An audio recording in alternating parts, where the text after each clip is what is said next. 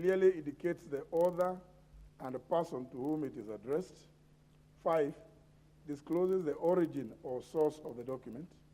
6, bears certification where a document other than the original is being tabled. 7, if electronic, whether it has been obtained from a source that does not permit alteration of contents, it is a matter dealing with the rule of admission of electronic evidence. 8, whether it is related to a claim made before the House or a committee of its content, whether it has a nexus with a claim. And finally, number 9, whether it is stamped and clearly indicates the person signing off the stamp. Honourable members, what I've just highlighted is what I would call the basic rules of determining the admissibility and or authenticity or otherwise of a document tabled in the House. Any document tabled by a member in this House as evidence for substantiation of any allegations made by the member under Standing Order number 91 must hence pass the threshold set by the 9 rules on admissibility. Honorable members, now moving to the issue of Honorable Fatuma Gedi, you will recall that on the material date, that is the 14th of April 2022, the Honorable Member did table several documents, and in particular, attempted to make fresh and further claims and then sought to substantiate them, instead of simply tabling the documents as required. Ordinarily, the standing orders require a member providing evidence in substantiation to a matter claimed in the House to do so within the next sitting day. Given the seriousness of the claims that the member for Wajir County had made on the 12th of April 2022, the Speaker was sufficiently magnanimous, having granted her 2 days to comply with the standing orders. Whenever a member is required to avail evidence to substantiate a claim already made, the sequence of events is that he or she tables the evidence, the Speaker confirms authenticity and admissibility before any member proceeding to make further reference to the paper laid or to use them as evidence. Indeed, there is also the same sequence in a judicial proceeding. However, the Honourable Member failed to comply with this requirement. The Honourable Member therefore forfeited the opportunity to do so as set out by the standing orders. In view of the foregoing, the matter is spent in terms of Standing Order number 91, and there shall be no further substantiation by the member or debate on it.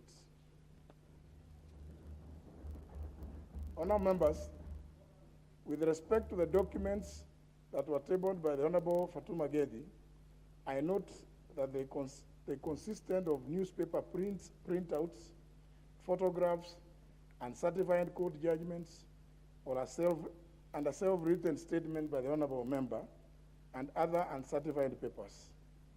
In particular, I note that the court judgment did not bear any certification, and the documents tabled did not also relate to the claims made before the House by the Honourable Fatuma Gedi. Hence, their content lacks a nexus with the claims she made in the House. In this regard, therefore, Honourable Members, I rule that the documents are inadmissible for failure to meet the threshold set by the rules of admissibility that I have outlined above. Consequently, I direct that the documents tabled by the Honourable Member during the sitting of the House on 14th of April 2022 be expunged from the records of the House forthwith. I also direct the clerk to return the documents that the Honourable Member purported to table to her at an appropriate time. To this end, this matter is spent in terms of Standing Order number 91, and there shall be no further substantiation by the Honourable Member or further debate on it.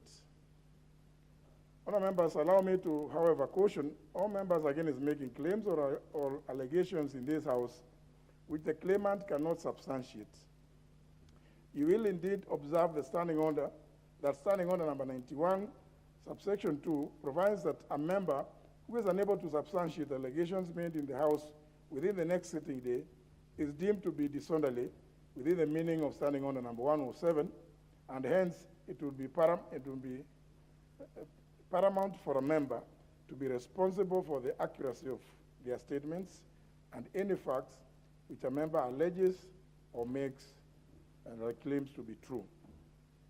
Honour members, further allow me to also caution members against making allegations which amount to discussing the conduct of a person whose removal from the office requires a decision of this House without a substantive motion.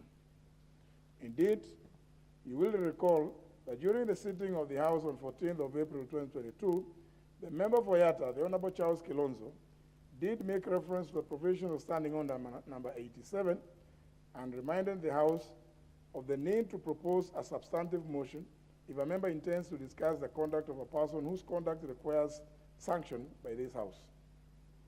Honour members, for avoidance of doubt, Standing Order number 87, subsection 1, requires that any member who wishes to discuss and or refer adversely to the conduct of a person whose removal from office requires a decision of this House should only do so through a specific substantive motion of which at least 3 days' notice has been given.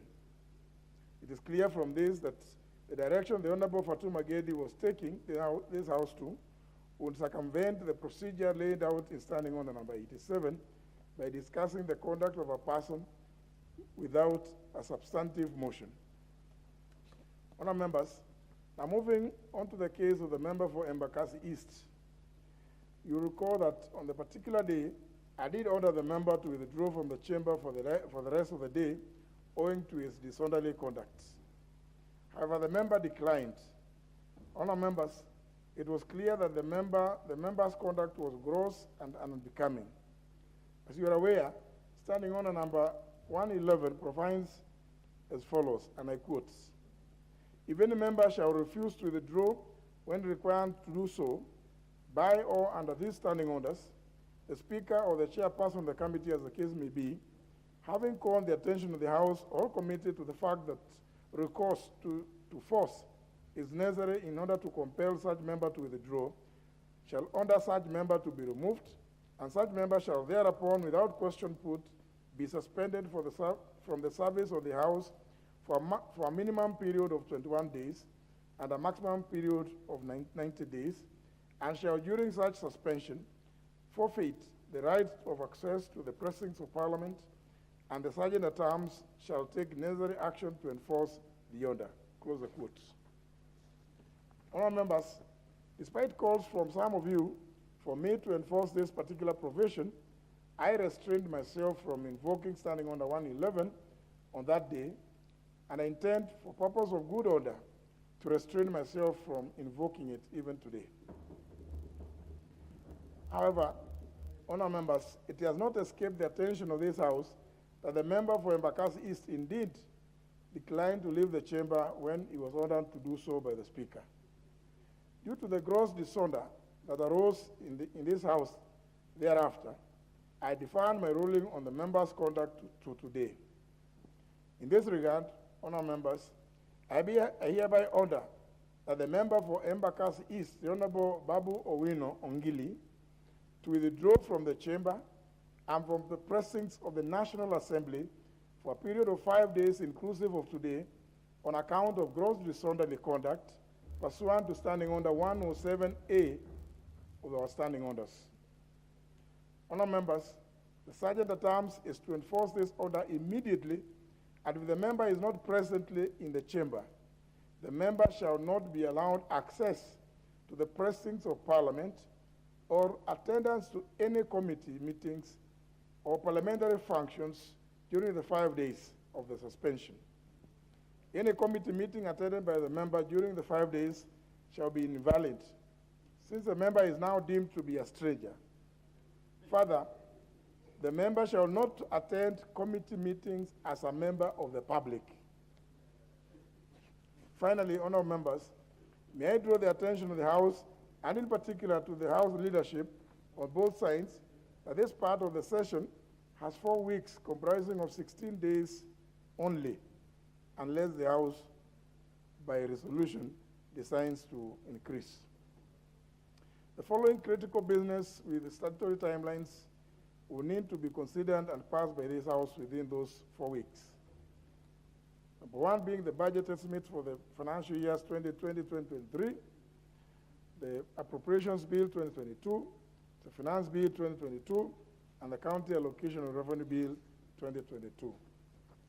In addition to these statutory pieces of legislation, honourable members, the House Business Committee has accorded priority to other pieces of legislation, including the Huduma Bill 2021, the Children Bill 2021, the Universities Amendment Bill 2021, the National Disaster Risk Management Bill 2022, the Persons with Disabilities Bill 2021, the Public Finance Management Bill 2022, elections-related regulations from the Independent Electoral and Boundaries Commission, debt-related regulations from the National Treasury, as well as a number of individual members' bills and approval of appointments to certain state offices. I may also wish to draw the attention of the House to the fact that the House Business Committee has considered in its today's meeting and approved a proposal that only bills, private members' bills that do not concern county governments will be given priority, since if they concern county governments, as you may all expect, they are likely to die in the other house, even if they are passed by this house.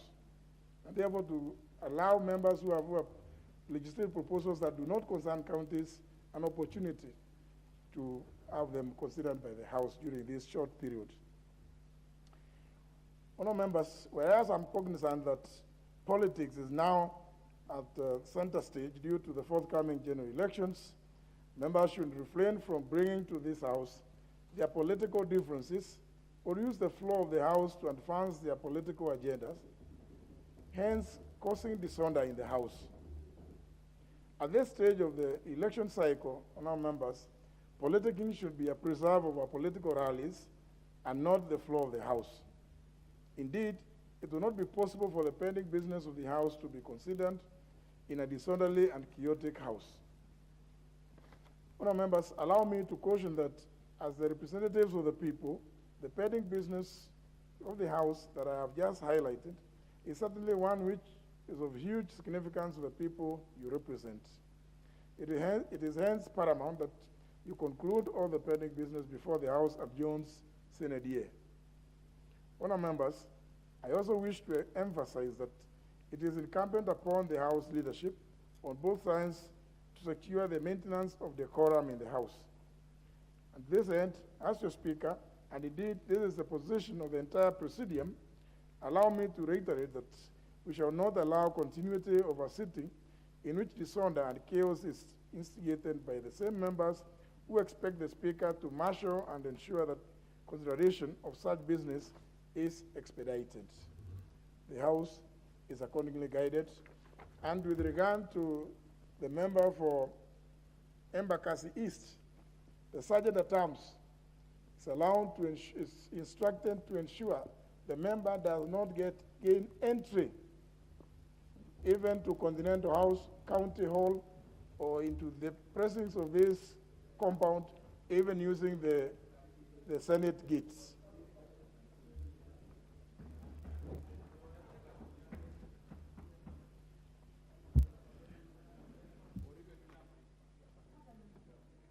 Yes, on the number? Yeah, proceed. No, honourable members, you know, there's no comment on the... No, not on that, not on that. Not on that. It's never, you know, I thought you were doing your second term, Honourable Wadai.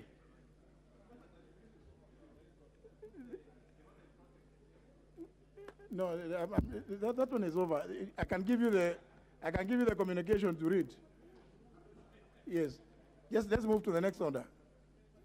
Order number 3, messages. Order members.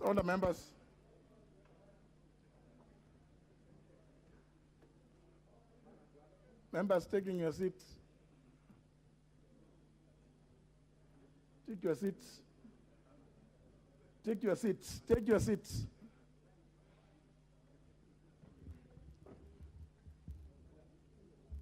Honourable members, pursuant to the provision standing under number 42, subsection 2, I wish to report to the House that on Wednesday, 4th May 2022, I received a message from His Excellency the President conveying his nomination of 22 persons for appointment as ambassadors, high commissioners, and permanent representatives.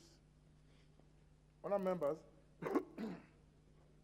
the message conveyed in part that having exercised his powers under the provisions of Article 132, Clause 2, Paragraph E of the Constitution, in seeking the National Assembly's approval of the following persons for appointment to the offices of ambassadors, high commissioners, and permanent representatives to the stations specified hereunder. 1, Mr. Clement Nzomo Kiteme. These are ambassadors. Station Angola. Ms. Mary Mugwanja, Austria. Professor Bitange Demo, Belgium. 4, Mudhoni Geshohi, China. 5, Ambassador Gadvoga Chege, Cuba. 6, Dr. Caroline Wanjiro Karogo, Denmark. 7, Ambassador Salim Salim, Djibouti. 8, Major General A.G. Matiri, Egypt. 9, Ambassador Galma Boru, Indonesia. 10, Mr. Paul Dongo, Mozambique. High Commissioners, number 11, Mr. Michael Sialai, Namibia. 12, Major General Andrew Ikenye, Nigeria. 13, Ms. Margaret Shava, Netherlands. 14, Ms. Amina Abdallah, Sultanate of Oman. 15, Ambassador Nyambura Kamau, Pakistan. 16, Mr. Boniface N. Mwilu, Qatar. 17, Ambassador Michael Oyugi, Spain.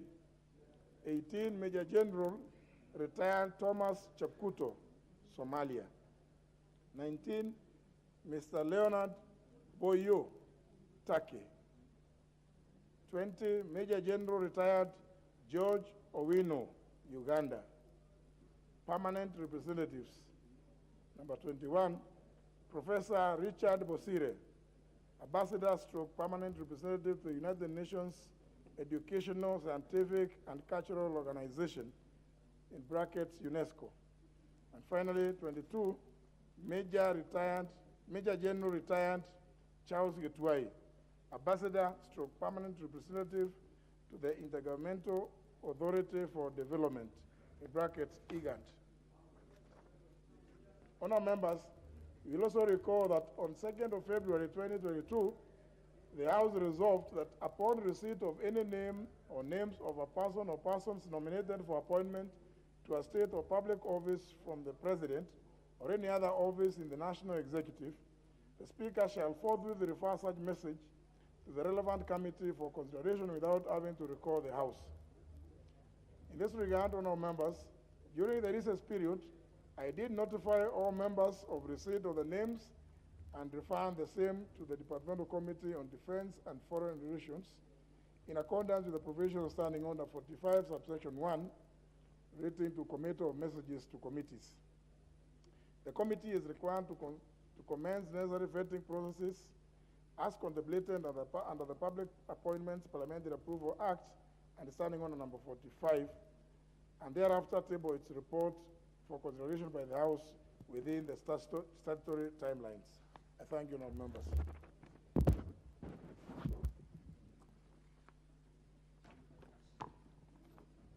Order number 4, petitions. Order number 5, papers. Leader of the majority. Thank you, Honourable Speaker. As I lay these papers, allow me also to welcome members back for into this final session, and I hope we will have enough to prosecute. Honorable Speaker, I beg to lay the following papers on the table of the House today, Tuesday, May the 10th, 2022. One is legal notice number 54 of 2022 relating to the public finance management, public investment management regulations of 2022, and the explanatory memorandum from the National Treasury. Number two is annual reports and financial statements in respect to the following institutions for the financial year 2020-2021, and these are the Office of the Registrar of Political Parties and the Office of the Director of Public Prosecutions. That batch is the reports of the Auditor General and financial statements in respect to the following institutions for the year ended 30th of June 2021, and the certificates therein, and these are the Executive Office of the President, the National Gender and Equality Commission, the Public Service Commission, the Salaries and Remuneration Commission, the National Treasury, the National Cohesion and Integration Commission, CFS, Public Debt Expenditure, State Corporations Appeal Tribunal and Services, the State Department for Youth Affairs, and State Department for Gender. The fourth batch is the reports of the Auditor General and financial statements in respect to the following constituencies for the year ended 30th of June 2020, and the certificates therein. And these are Narok South, Ruaraka, Narok East, Mathare, and Awendo. The fifth batch is the reports of the Auditor General and financial statements in respect to the following constituencies for the year ended 30th of June 2019, and the certificates therein, and these are Bahati, Narok West, Narok North. And the sixth batch is the reports of the Auditor General and financial statements in respect to the Office of the Auditor General, management letter for the years 30th of June 2019 and 30th of June 2020, and the certificates therein. And lastly, the reports of the Auditor General and financial statements in respect of the Baringo Technical College for the years ended 30th of June 2017, 30th of June 2018, and 30th of June 2019, and the certificates therein. Thank you, Honorable Speaker. The next, the Chairman, Departmental Committee on Labor and Social Welfare. A member, who is it? Udege Nyatike. Huh? Udege Nyatike MP. Oh, the member for Nyatike? Yes. Oh, great. Proceed. Honorable Speaker, I beg to lay the following paper on the table of the House today, Tuesday, May 10, 2022. Report on the Departmental Committee on Labor and Social Welfare on its consideration of the Persons with Disability National Assembly Bill number 61 of 2021. I thank you. Very well. Next order. Order number 6, notices of motion. Order number 7, questions and statements. Order number 8, the Kenya Roads Board Amendment Bill, National Assembly Bill number 13 of 2022, first reading. A bill for an act of parliament to amend the Kenya Roads Board Act 2009 and for connected purposes. Order number 10, the Kenya Revenue Authority Amendment Bill, National Assembly Bill number 24 of 2022, first reading. A bill for an act of parliament to amend the Kenya Revenue Authority Act 1995 to make consequential amendments to other statutes and for connected purposes.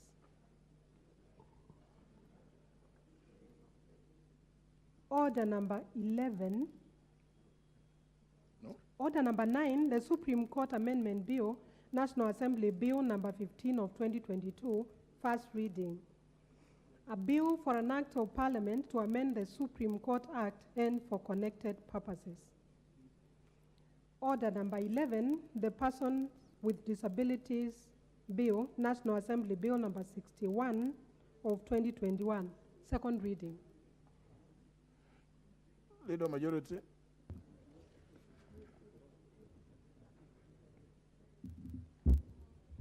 Thank you, Honorable Speaker.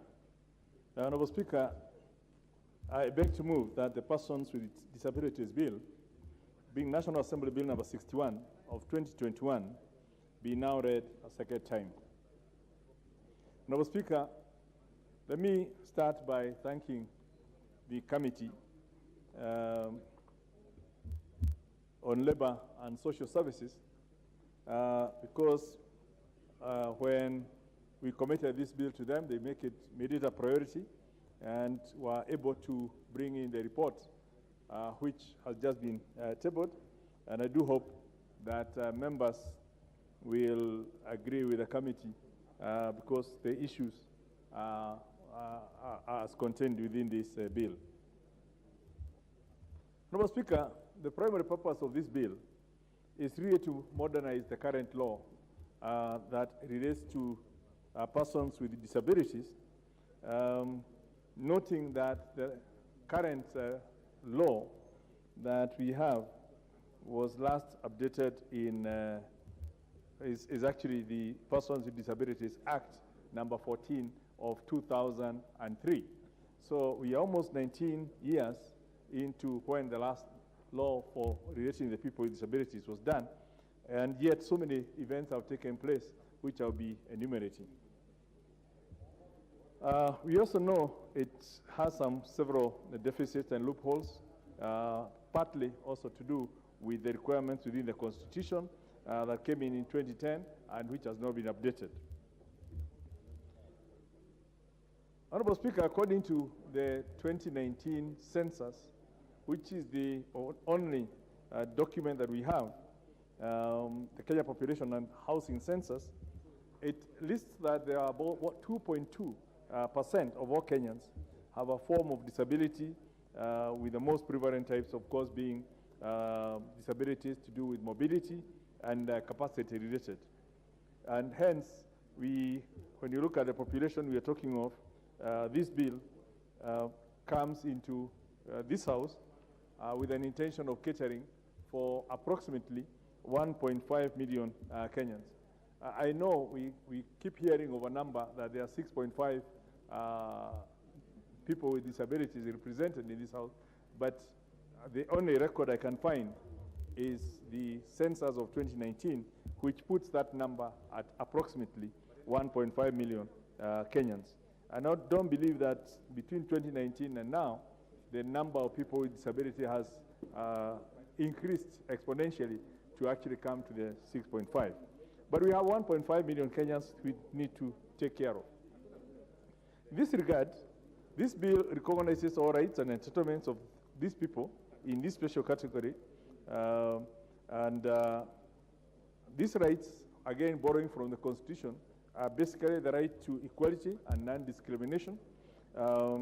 We have the right to legal capacity, the right to marry and form a family, the right to privacy, the right to physical and mental integrity, in addition to all these other bills. But these specific ones are relevant to this group of persons.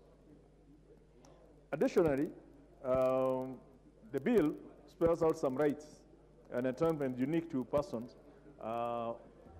with disabilities, including the right not to be dismissed on account of any form of disability, and also the right to independent living, the right to participate in sports and recreation within a situation where there are no barriers to that participation, and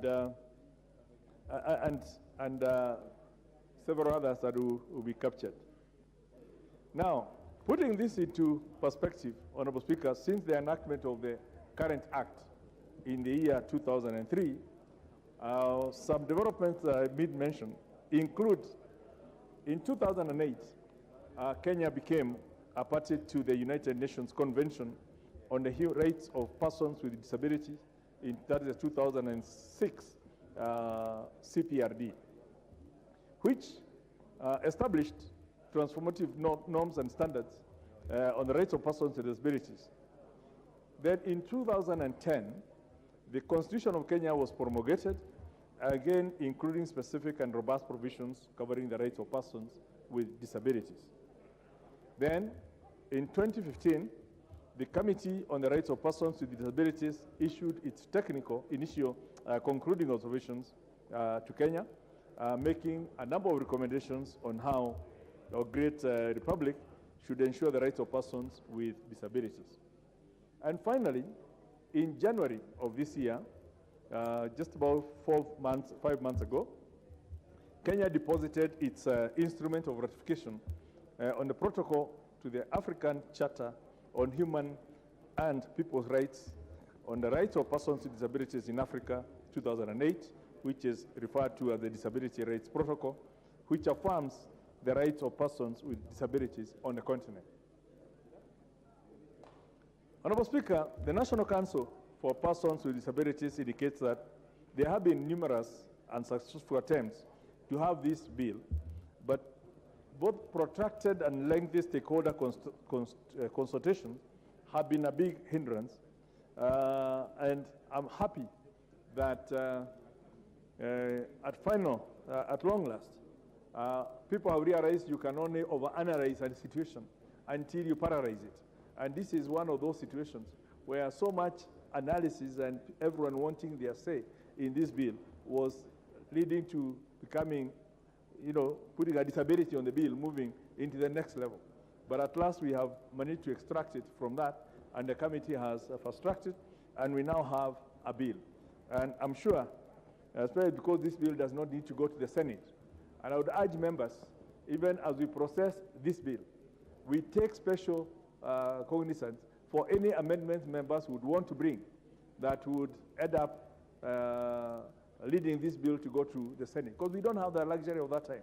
So we confine matters to matters that can be conversed and finished within this House without affecting the governance and whatever of county government, which will lead this bill to go to the Senate.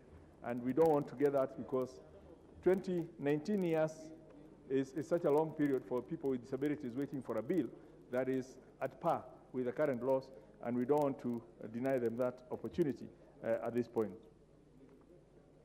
Mr. Speaker, when you look at the international stage, Kenya has in the past been hailed for being up to date with the adoption of progressive policies.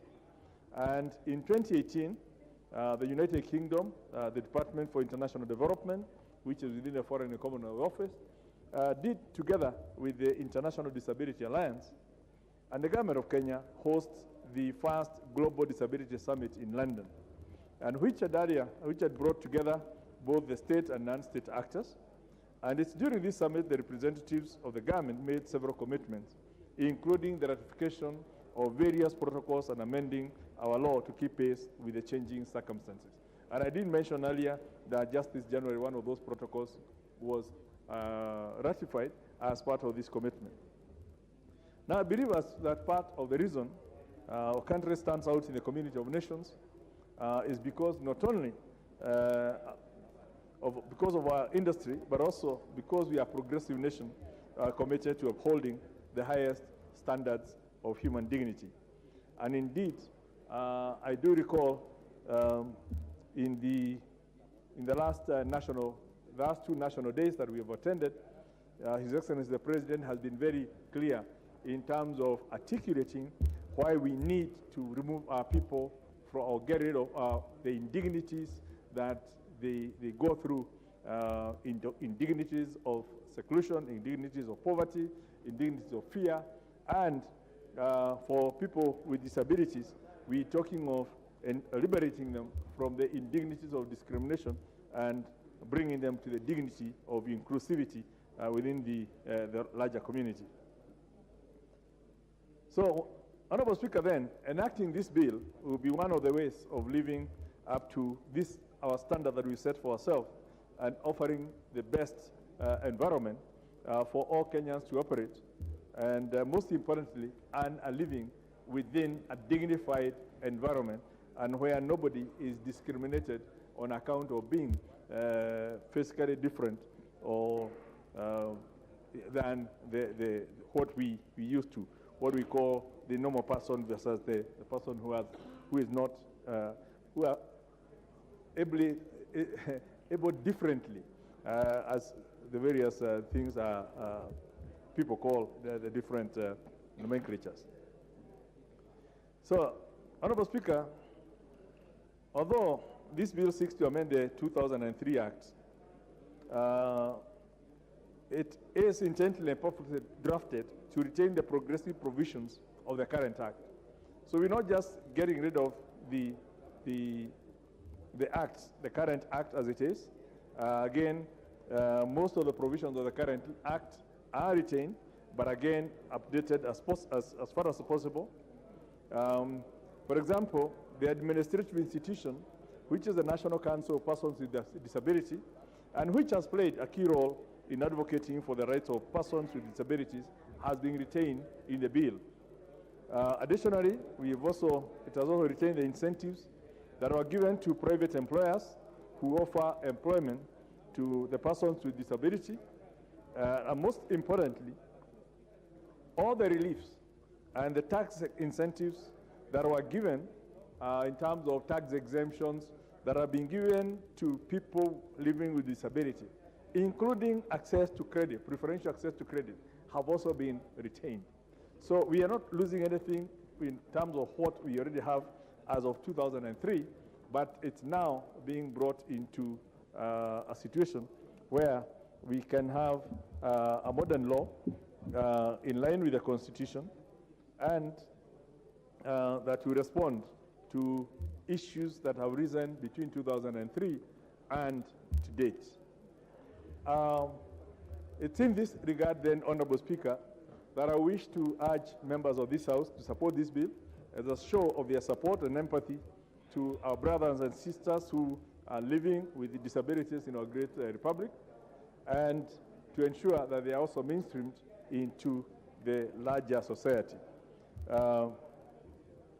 Honorable Speaker, with those remarks, I beg to move, and I would wish to ask the Honorable Tom Ondege, on behalf of, the Vice Chair is here. I hadn't seen him, but the Honorable Gideon Koske, the Vice Chair of the Committee on Labor and Social Services, to second. Honorable Koske, for Chepalu. Thank you, Honorable Speaker. On behalf of the Departmental Committee on Labor and Social Welfare, it's my pleasure and privilege and honor to second the second reading of the Persons with Disabilities Bill number 61 of 2021, which was established on the 1st December 2021.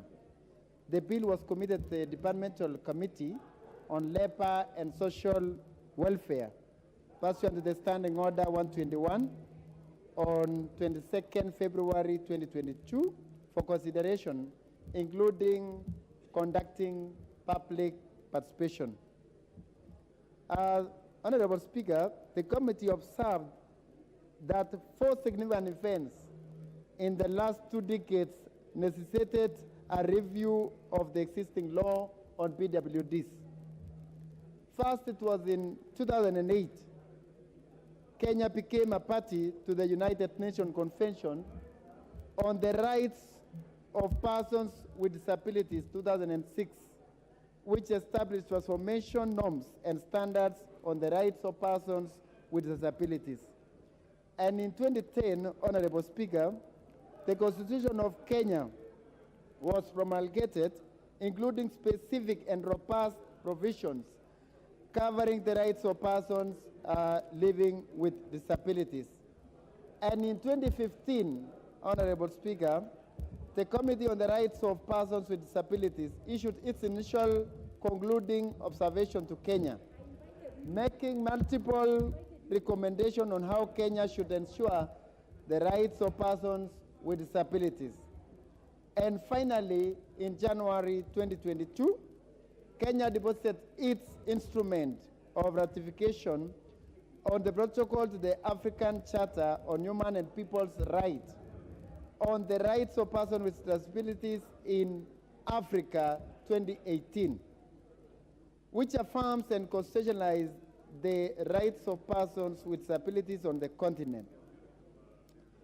Honorable Speaker, the law must be anchored on the social model of disability, which recognizes that it is the society that disables the individuals by failing to address physical, social, and economic barriers.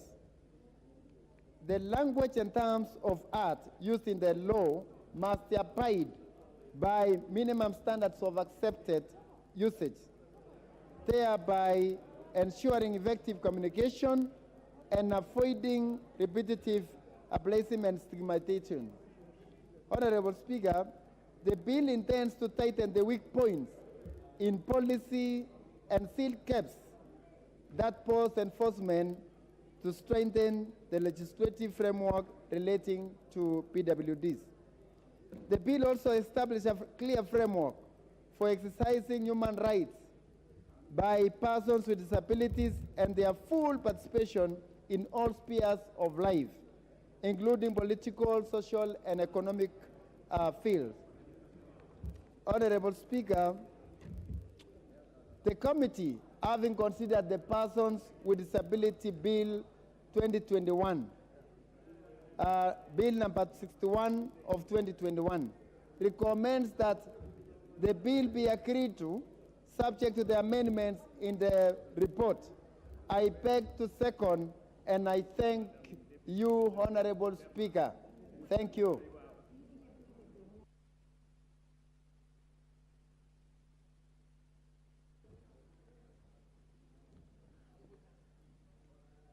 Order members, order members, order members.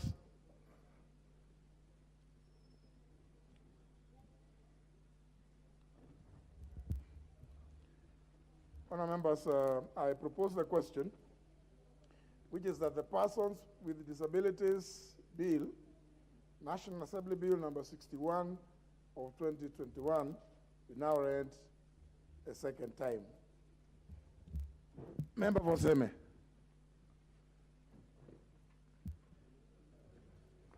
Thank you, Mr. Speaker, for giving me the opportunity to contribute to this bill. So, Speaker, this is an extremely important bill for this country. I know we already have a bill, an act of 2014 that is dealing with matters of disability. But, Mr. Speaker, this bill, apart from just strengthening that act, it also aligns with the new requirements that arise from Article 54 of our current constitution, so that it's actually aligning the act with the constitution. Mr. Speaker, all the issues that relate to the issues with disability actually are in one way or another linked to access. And the problems of disabilities this country is big. We have about 1.5 to 2 million people that have one form of disability or another. And Mr. Speaker, these are members of our society, but we must look after, that we must treat with dignity and in all ways, despite their disability. And in the past, Mr. Speaker, this has not been possible. There are cases where even persons with disability have actually been hidden from the society and therefore denied all activities that are within the society. And if you look at it, Mr. Speaker, the biggest issue is that of access. Many of us who are able-bodied may not actually appreciate the problem of access for persons with disability, starting from just issues of physical access, how you get into buildings, how you get into vehicles, how you use public toilets, how you go into high-rise buildings. And Mr. Speaker, even using lifts, where there are lifts, there are still problems of access. Mr. Speaker, we may not realize the problems of access, for example, with people with a disability in hearing, how they actually participate in all activities, even in politics. Mr. Speaker, that is a problem with them. Mr. Speaker, if you think of people who are visually handicapped, how they go about, how they participate, and all these, Mr. Speaker, need to be addressed in law. And although the Act of 2003 addresses this, there are gaps that need to be filled. Mr. Speaker, persons with disability are actually subject to discrimination in many ways. sometimes in subtle forms, even in our language, even how we treat them, even how we relate with them, even how we give them access to public functions. Mr. Speaker, it is actually a big problem. Mr. Speaker, even the right to property, sometimes people don't get their property because basically they're disabled and then they're taken advantage of. Mr. Speaker, persons with disability are subjected to a high form of stigma. Many times, some actually decide not even to participate in all activities of the society because of the way they are treated. Arrangements, even if you go to meetings, arrangements, even if you go to functions, nobody thinks that how shall we get the persons with disability to participate. Even when they are able to participate, they are not treated with dignity. The amount of indignity that they suffer is actually great. Therefore, Mr. Speaker, I rise to support this bill because I know this bill actually addresses all these issues that are facing the persons with disability. Mr. Speaker, Part 2 of this bill sets out very clearly what these rights should are.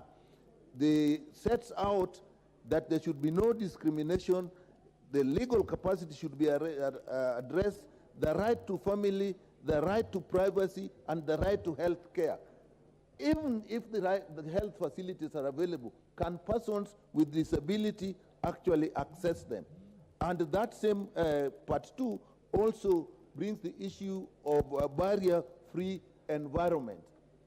I know some of us may not even realize that even when you go into lifts and you find Braille in the lifts, you get the lifts talking, they think it's just an advancement of technology. Those are actually the rights of persons with disability and the persons who have disability of hearing, so that they can use those facilities. And I support that it actually brings that, the bill brings that out very carefully and provides provisions.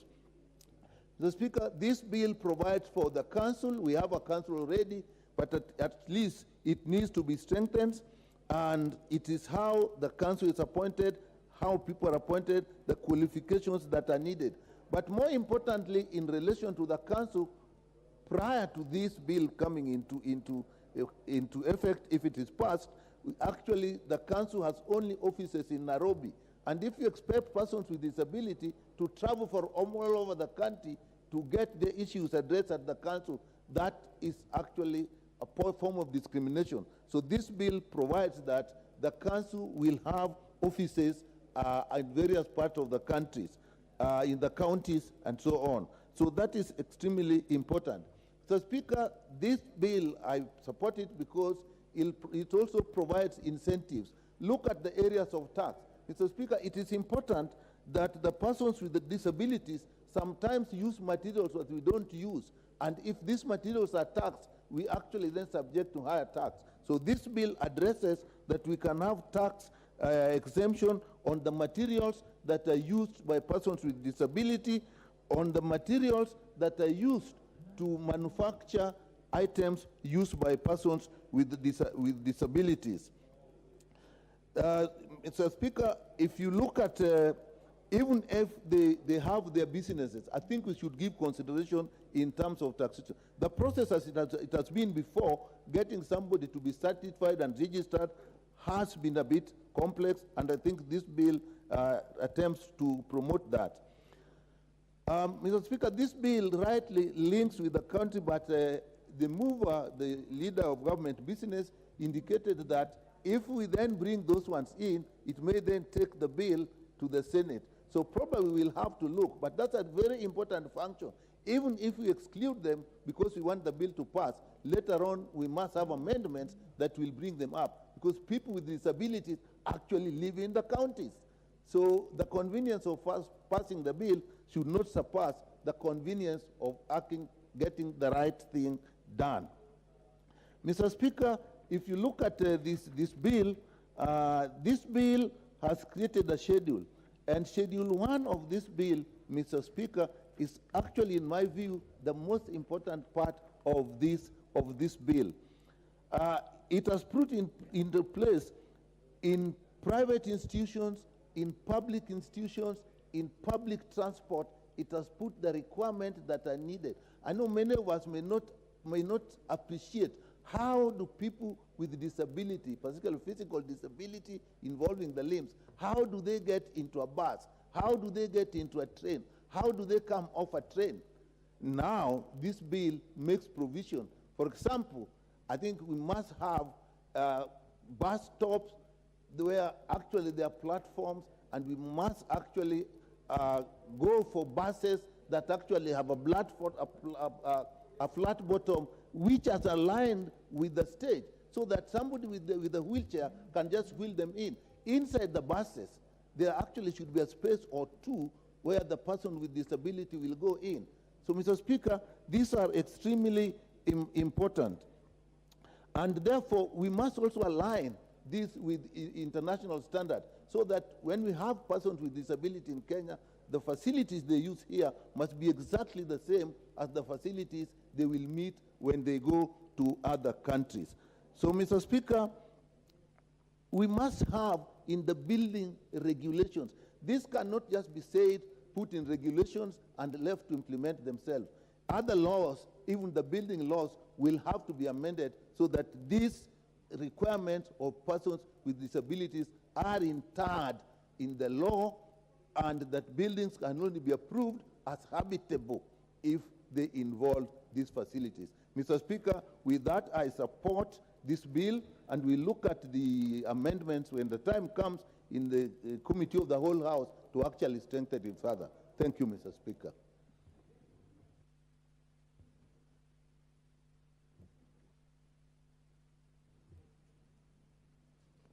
Honorable Shamala.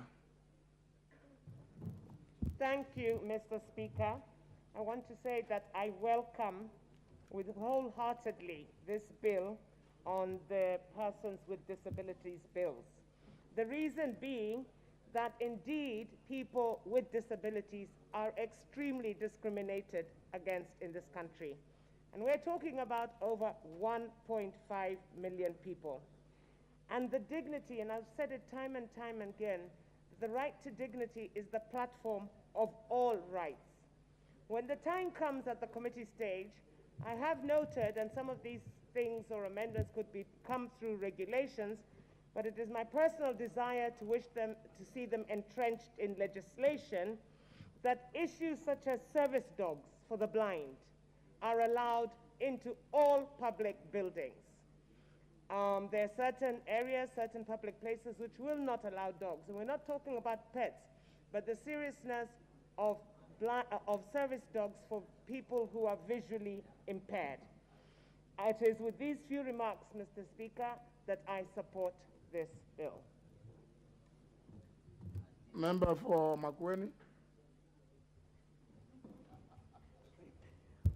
Thank you, Mr. Speaker, for giving me an opportunity to contribute on this very important bill.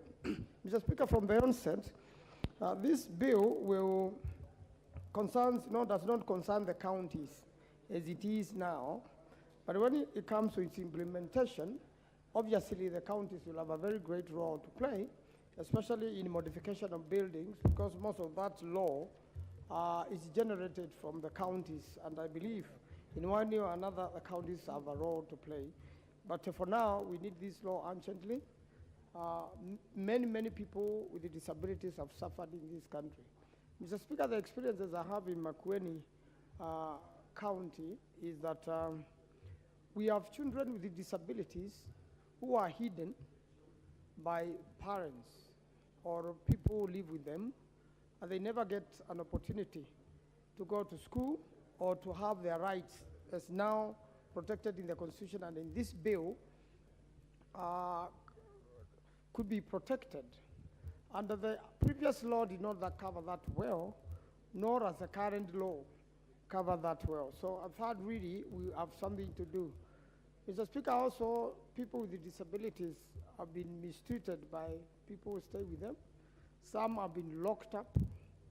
I'm aware of one case whereby a person with a disability had sort of gotten depression, and when the normal people are leaving the home, they will lock up in chains this particular person with disability till those people come back. This law is also talking about food, access to food and water. And people with disability have also been denied that if they are not able to help themselves and they've been abandoned for the day, then they'll end up without food and water. But the most important thing is, how do you implement this law?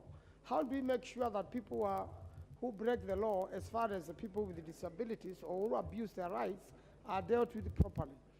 What is the system of getting the evidence to the police and to the prosecutor, the special prosecutor I've seen in this case? Most probably, we could also come up with special courts dealing with this, or some of the special courts were already in existence, like children, deal with these particular people. So although the people who are drafting this law have done a very good job, there's a lot of work to be done at third reading so that we can improve this law and make sure it serves the people with the disability better. The people with disability also, Mr. Speaker, have gone a lot of, rejection under the system which is in place, and the money is implemented by the national government, the identification, the infrastructure put by the national government to the country, and also the council which has been existing have not been very tight. There has been a lot of corruption in that system. Skills have not been impacted properly, especially for the poor people with disability, poor children with disability, and a lot of time they are left at the mercy of well-wishers in children homes. And actually the Member of Parliament has a very big role to play when it comes to dealing with people with disability. And a lot of times a Member of Parliament has to chip in here and there or mobilize well-wishers to visit different children homes where people with disability are in school or are going through training. And I think one thing which should be stressed is the skills for people with disabilities, to make sure every person has access to education, has access to skills, and can be able to earn a living, and also has access to medication. Because some of the people with disabilities have been treated, they have managed to be treated. And others have gained it through accidents, Mr. Speaker. I have a case in Makueni where somebody was working in one of the cement companies, and something went wrong in the processes, and hot cement was sprayed in their eyes, and he became blind. And ever since, he's been living with disability, and there is no effort to make him see again medically. And it is not possible. So that person is already living with a disability. One of the issues also which has not been handled very well in this is those people who pretend to have become disabled or have disability, and they begin to enjoy privileges which people with disabilities enjoy. And again, those privileges have not been put properly in this law. They are still left scattered in some administrative process somewhere or in the regulations of other acts of parliament, making it difficult to implement the goodies in the constitution for people with disability. So when you look at it in totality, it's a very, very important law. This is a very big move so far. It is going to assist the implementation and the education to people living with people with disability, or people who acquire disability already when they are mature. And coming back to those who probably are recovering from an accident, have pretended to be disabled, have started enjoying those privileges, have recovered. There's no mechanism of getting to identify and moving them back to where they are. Unfortunately, this law, Mr. Speaker, is being discussed when our good friend, the Honorable Sankok, is not here, who is a Member of Parliament living with disability and has been part of the system of assisting people with disability in this country. Unfortunately, as all of us know, he lost his son, and he's handling that matter, and we really want to, on my part, and I believe many members want to say Paula to him and condole with him. But he would have given it very serious input as a person who has been affected and has been practicing these already and knows where the loopholes are. And I believe we'll be back by the time we do the third reading, so that he can help us get into some of the details which could help the House serve the people with disability better and not leave the total responsibility to a member of parliament without resources and without a proper plan on how the national government is going to help the people with disability. Otherwise, I thank you, Mr. Speaker. I beg to support and urge members to do so. I thank you. Honorable Danita Gatti.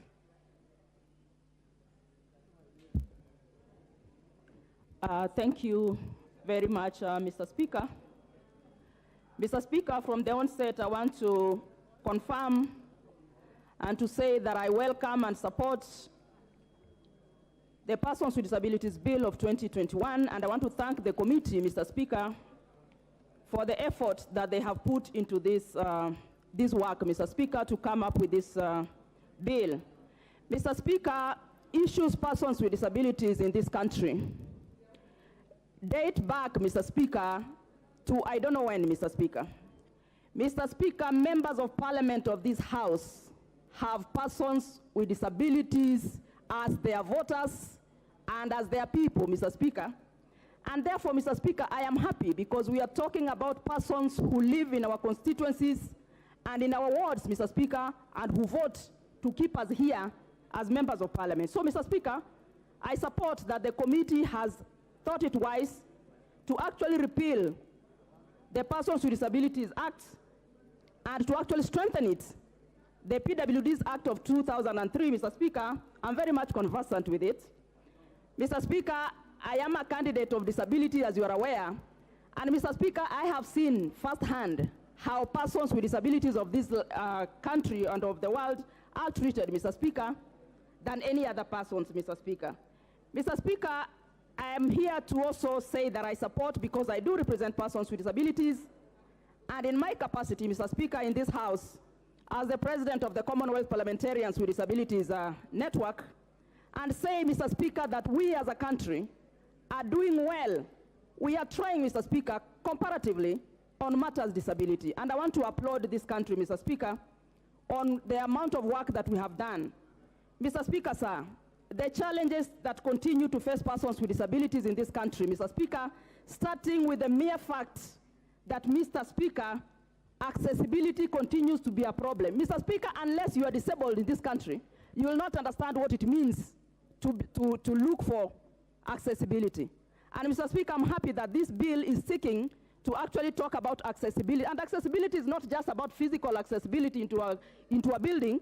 It is about information, Mr. Speaker, any form of accessibility that we may want to access. And I'm happy, Mr. Speaker, that this bill is seeking to address what we have been having in terms of the challenges of accessibility. Mr. Speaker, sir, unemployment, Mr. Speaker, which this bill is seeking to address. Mr. Speaker and my colleagues in this House, the biggest challenge for persons with disabilities in Kenya is unemployment. Mr. Speaker, persons with disabilities are not employed. Persons with disabilities do not have jobs, Mr. Speaker. They are not trained, and therefore, Mr. Speaker, their lives are not well, just like any other person, Mr. Speaker. And I'm happy that this bill is seeking to actually decriminalize, Mr. Speaker, any employer, Mr. Speaker, who actually dismisses persons with disabilities based on disability. Mr. Speaker, and that is why we are saying, Mr. Speaker, if you look at this Article 70, which actually says no person shall on the ground of disability deny a person with disability employment, Mr. Speaker. Mr. Speaker, of all the poor Kenyans in this country, 90% are persons with disabilities. Mr. Speaker, we are trying as a country, but Mr. Speaker, we must actually work hard to ensure that persons with disabilities are actually taken care of. Mr. Speaker, we are in a space and at a time when we are doing our own elections, Mr. Speaker. And Mr. Speaker, I am happy that this bill is seeking, Mr. Speaker, to say that no person with disability shall be denied a right to participate in the political process, Mr. Speaker. But Mr. Speaker, even if we are talking like that in this bill, look at how many persons with disabilities are even participating in the political process. Mr. Speaker, it is not good. And therefore, Mr. Speaker, I am happy that if you look at Article 29, where we are talking about the civic and political rights of persons with disabilities, Mr. Speaker, most of our persons with disabilities are denied these rights, Mr. Speaker. Of all the rights in this country, this right to participate in civic and political rights is a right that is denied. And Mr. Speaker, Article 29 says that every person with disability has a right to participate in political and public life and the opportunity to enjoy them on an equal basis of others. But Mr. Speaker, if you look at the just results that we have had of nominations, persons with disabilities have not participated. So Mr. Speaker, we have a duty to continue to enhance the lives of our persons with disabilities in this country. Mr. Speaker, sir, from where I sit in the Commonwealth, Mr. Speaker, you will remember, obviously, Mr. Speaker, that in 2018, Kenya and the UK co-hosted the first Global Disability Summit. And Mr. Speaker, those are the commitments that continue to shape this country. Mr. Speaker, sir, our country has ratified the UN Convention on the Rights of Persons with Disabilities to give effect, Mr. Speaker, to the commitment that Kenya must make it possible for persons with disabilities to participate not only in social issues, Mr. Speaker, but also in economic and political sphere. So, Mr. Speaker, sir, I am glad that we are looking at this bill. Mr. Speaker, we now have the National Council for Persons with Disabilities. Mr. Speaker, for a long time, disability in this country has been a national issue. Now, Mr. Speaker, through the National Council for Persons with Disabilities, every constituency and every county is going to have an office of the National Council for Persons with Disabilities, meaning, Mr. Speaker, that we are living within the provisions of the Constitution that says that disability must devolve. So, Mr. Speaker, when you are saying that disability must devolve, we therefore must ensure, Mr. Speaker, that we also channel our budgets and our economic affairs, Mr. Speaker, to ensure that disabled people who live in our communities and in our wards and in our villages, Mr. Speaker, are able to be supported, Mr. Speaker. And I want this House to know that persons with disabilities are called persons with disabilities, not persons living with disabilities, Mr. Speaker. So, Mr. Speaker, as I speak in this August House today, Mr. Speaker, I am happy on behalf of the Kenyans with disabilities that I represent that, Mr. Speaker, this August House of 2022 now, this May, Mr. Speaker, is actually looking at the issue of persons with disabilities bill, Mr. Speaker. This has been a long document. This has been a journey for persons with disabilities, Mr. Speaker, to be able to present themselves, to be able to live a dignified life, Mr. Speaker, because we are candidates of disability, Mr. Speaker. And therefore, Mr. Speaker, for me, as a member of parliament representing persons with disabilities, I'm saying, Mr. Speaker, this is a huge day for them because we are discussing persons with disabilities issues in this House, me included, Mr. Speaker. So therefore, Mr. Speaker, at the third reading, I will bring amendments, Mr. Speaker, that will go into strengthening this bill, Mr. Speaker, to ensuring that persons with disabilities continue. And Mr. Speaker, I want to thank you because, Mr. Speaker, if this is your last session as a Speaker, Mr. Speaker, we'll say we discussed this bill, Mr. Speaker, in this House, Mr. Speaker. And I'm glad that we are actually discussing such an important matter on behalf of the millions of persons with disabilities in this House. Therefore, Mr. Speaker, our budget must translate to what we are talking about disability matters when it comes to those issues, Mr. Speaker. I thank you. Member for Tharaka.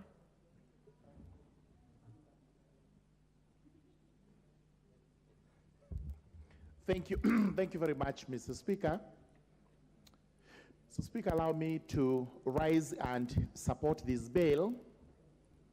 And before I make any comments, also allow me to pass my words of condolences to the leader of people with disabilities, the Honorable Sankok, for the tragic accident where he lost his son.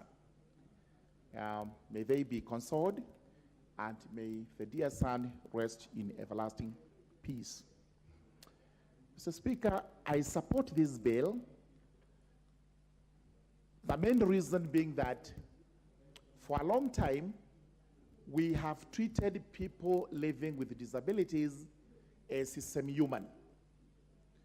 We have been considering them to be half persons, and this is one reason why, especially in the African culture, they are given strange names, even in Kiswahili like Kiwete, which really is demeaning and dehumanizing. Therefore, in spite of the fact that we need moral obligations to ensure that we treat people with disabilities as human beings like any other, with the full human rights like any other persons. It's also important to address those rights, obligations, liabilities into law, which can be relied on in the future to ensure that these persons are actually protected. So this law is timely. I would urge the House to pass it. And when it comes to establishing offices to cater for persons with disabilities, I will be urging the government to ensure that my constituency, Tharaka, has such an office, and that we are able to treat the people with disabilities in that constituency as full human beings and not as semi-humans, as most people strive to do. This is a very good law, which begins with recognizing the rights of persons with disabilities, and we have a whole part 2, which consists of over 28 sections dealing with what are the rights of persons with disabilities. And right from the beginning, where they have right to equality and non-discrimination, to right to privacy, to right to human dignity, right to education, right to health and sports culture, civic and political rights, and every other right that they have. These are rights derived from the Constitution, which deals with the fundamental human rights. And when we reduce this into statute, it means we are protecting these persons living with disabilities. Importantly, we also have provisions dealing with enforcement of those rights so that we do not mistreat persons with disability and get away with it. The person who tries to do this should actually face the full force of the law as provided in this particular law. From there, we are establishing the National Council for Persons with Disabilities, a revision of what we have today and from the previous law of 2003, such that this council, which will have more powers than it has always had, will be taking care of persons who have been registered with the council as members, and also who actually profess the fact that they require protection under this law. This is one area which is part 3 of the law, which we must look into to ensure that it is strengthened. And this council is able to fully take care of persons with disabilities, including enforcement of their fundamental rights and fundamental rights and whatever else, whatever the right they have. Then from there we have part 4, which deals with the reliefs and the incentives. This is to ensure that persons with disabilities are well taken care of, and that persons who have such people living with them are able to take care of them if given exemptions and incentives. Exemptions would be what they are exempted from, including taxes, including other incentives, which will make us provide for even children with a disability going to school, such that from now henceforth, we should have reliefs for these children. When a child with a disability goes to school, the levies that are charged by the school, the levies that are charged by the government, including universities, should either be waived totally or there is a substantial reduction so that these persons are able to acquire the necessary education. Then we have part 5 that deals with the relationship between the national government and county governments on the matters of disability. And this is why possibly there will be necessity of this law going into the Senate. But that notwithstanding whether that happens or it doesn't, the fact remains that some of these rights, according to persons with disabilities, are rights that fall under the devolution chapter of our Constitution and have to be enforced by the county governments. It is therefore important that the county governments are informed of their obligations when they are dealing with the persons with the disabilities, including a provision in the Constitution, a provision in the procurement laws that persons with disabilities have to get certain percentages of contracts, either in the national government and in the county governments. This is an obligation that falls squarely under the county governments, because we know for sure what happens in county governments sometimes cannot be accounted for, and sometimes it's what we would term as blatant breach of the law when it comes to dealing with either gender issues or persons with disabilities. Part 6 is quite important because it deals with offenses and penalties, and this is important because, as we said, there is a whole host of a chapter with rights of these persons. What happens to persons who decide to breach those particular rights? What obligations do they have? And where they commit criminal offenses, what penalties are they likely to be faced with? It is important to notice that it's an offense to discriminate against persons with disabilities. It is also an offense that we cannot abuse or exploit or use violence against persons with disabilities. It has also now become an offense to conceal persons with disabilities.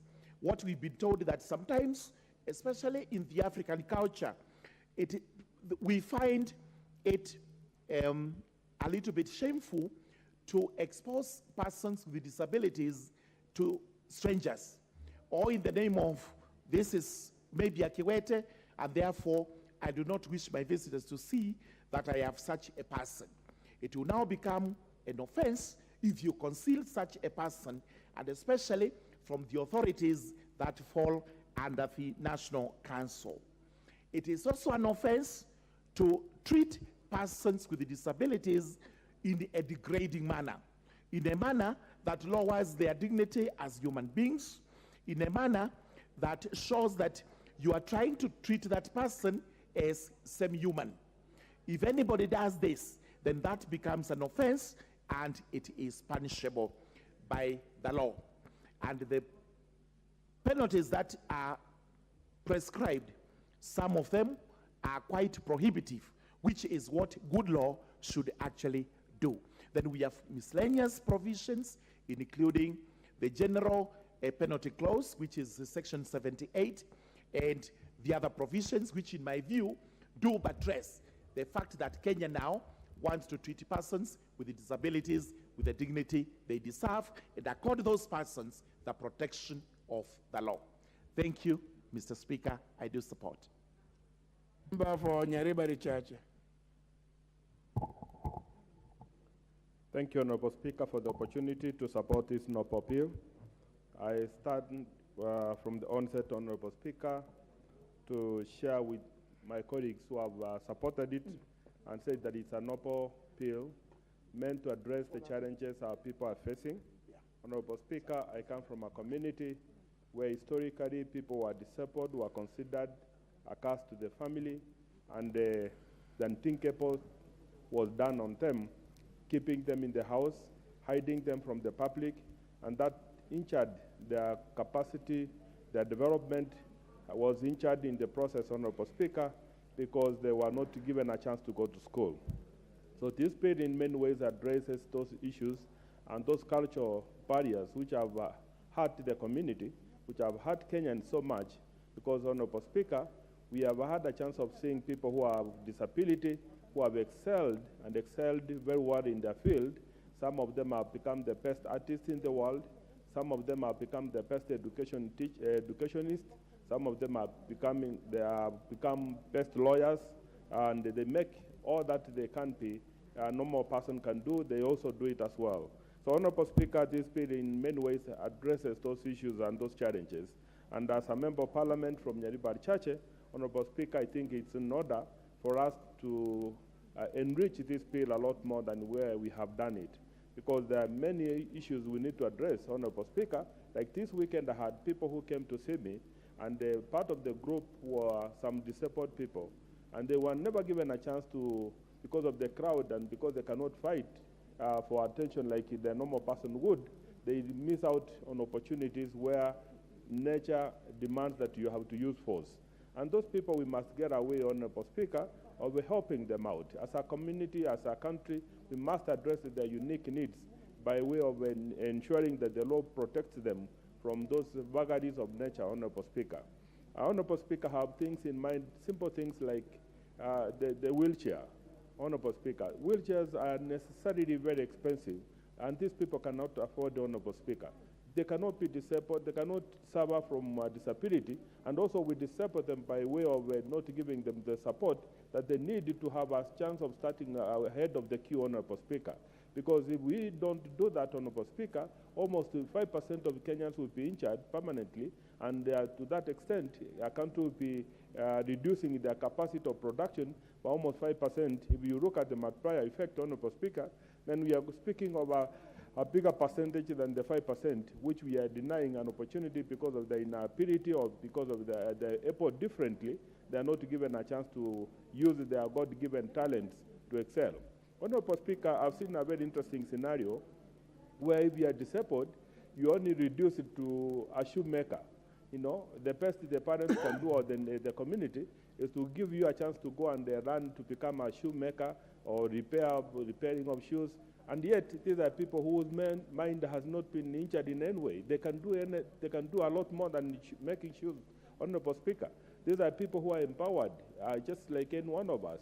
It's just that they don't have an opportunity to go through a normal school, which will then give them the skills and empower them to be able to compete with every other person in the society. Honorable Speaker, we need to address this and address it with a lot of concern, because all of us are potential disabled people. It's a question of time, Honorable Speaker. We have seen our colleagues in Parliament here who are once very, very strong people, and I want to use the words of Honorable Danita Ngatia, which she used, and I'm grateful she has given herself as an example. Honorable Speaker, in the last Parliament, she came here as a normal person. Not that she's abnormal now, but she was walking on her feet, doing everything as a normal person. But because of nature and the way God conspires and gets his things done, now she's on a wheelchair. She has lived in both worlds. She knows what it means to be disabled. She knows what it means to be treated as a normal person. And when I listen to her, and I tend to listen to her so keenly, she has a testimony, and a testimony which we need to listen to if we have to make Kenya a better place. And Honorable Speaker, all of us have a duty and a responsibility of ensuring that if Kenya becomes a better country than we found it, Honorable Speaker. And these are some of the issues, these are some of the laws we must put in place to ensure that those kind of discrimination, Honorable Speaker, that we see on a daily balance should never be allowed in our society, because these are good people who should be given an opportunity to do that which God has given them the capacity to do it. So to address those issues, Honorable Speaker, my proposal, and I've shared with the Committee of Rep on this issue, Honorable Speaker, is to ensure that we have free education for people with disability. I know there are levels of disabilities. Not everybody is as completely incapable of helping himself. We need to get a way of percentaging, you know, giving a percentage on what it is we can qualify, or what percentage one qualifies to get 100% support from the government. If a disabled person is willing to go to school, Honorable Speaker, we should be able to give them an incentive, not just an incentive of saying a discount or giving some token, you know, kind of support.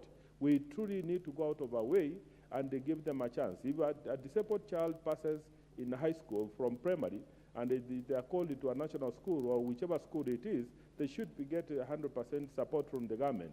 If they pass from high school to college, whichever college it is, we should be able to give them 100% support, Honorable Chairman, Honorable Speaker, because that way, then we are going to use them as a model to inspire other disabled children who are otherwise looking down upon themselves and wondering, why me? Why did God allow this to happen to me? And yet I can see other people who are normal doing their normal thing, Honorable Speaker. So I appeal is that helping us, and I think it's coming timely. It's never too late to change what we must change. And I think we are going to help the country by this extent by ensuring that the bill addresses those issues. But when it comes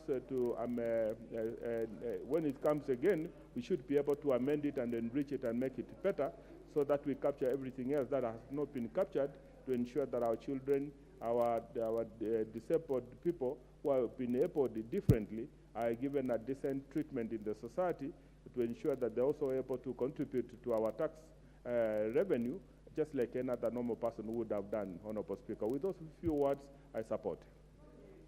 Member for Kitui Central.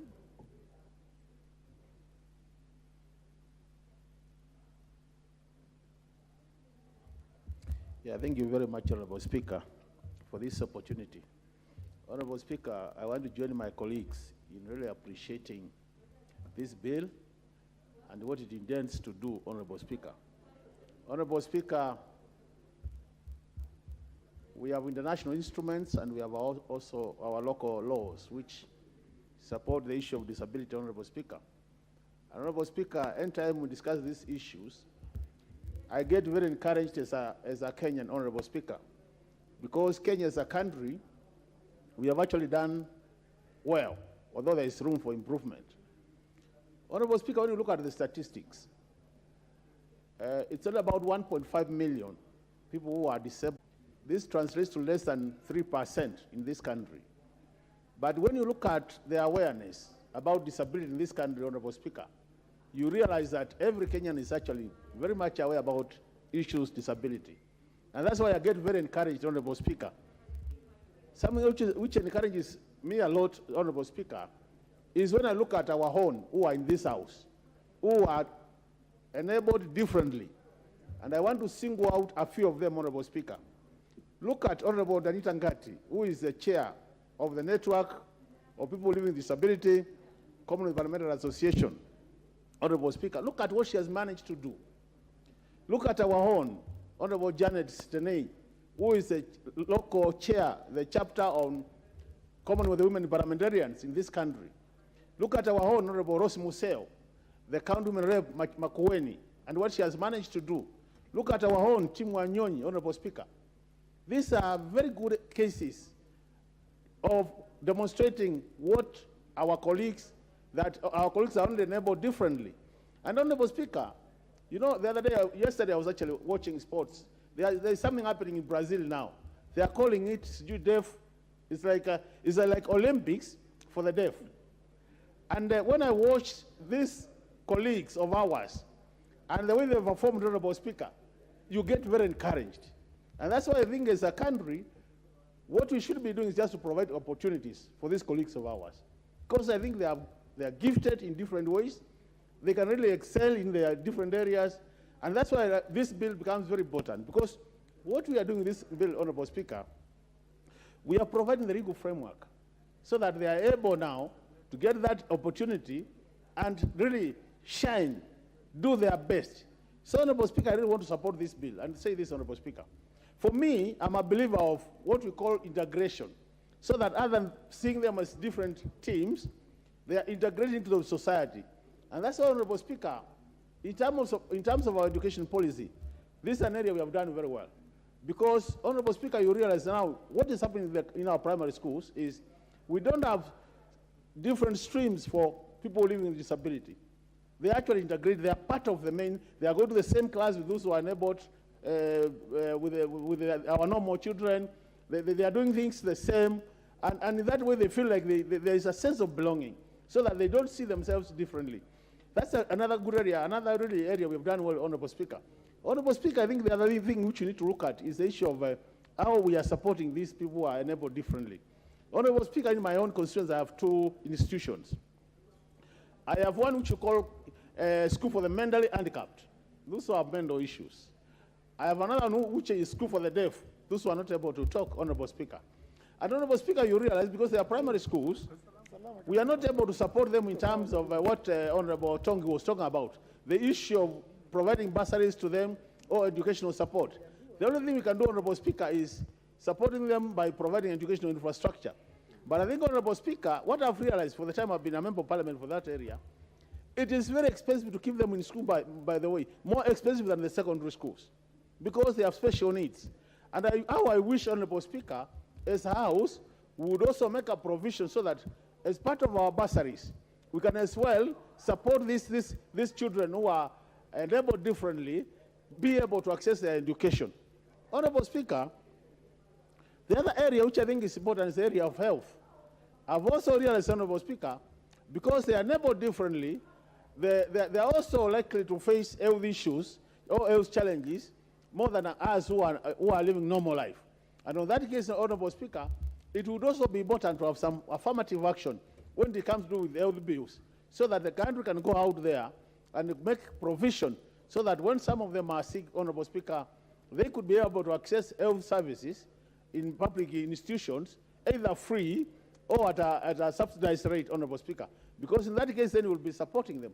The other thing, Honorable Speaker, is since we are signatory to many of these international instruments, Honorable Speaker, I think the challenge we have as a country is enforcement, Honorable Speaker. Like now, we are all aware that we are saying most of the buildings in the city and in towns should be able to have a provision where the disabled can access those buildings without much struggle.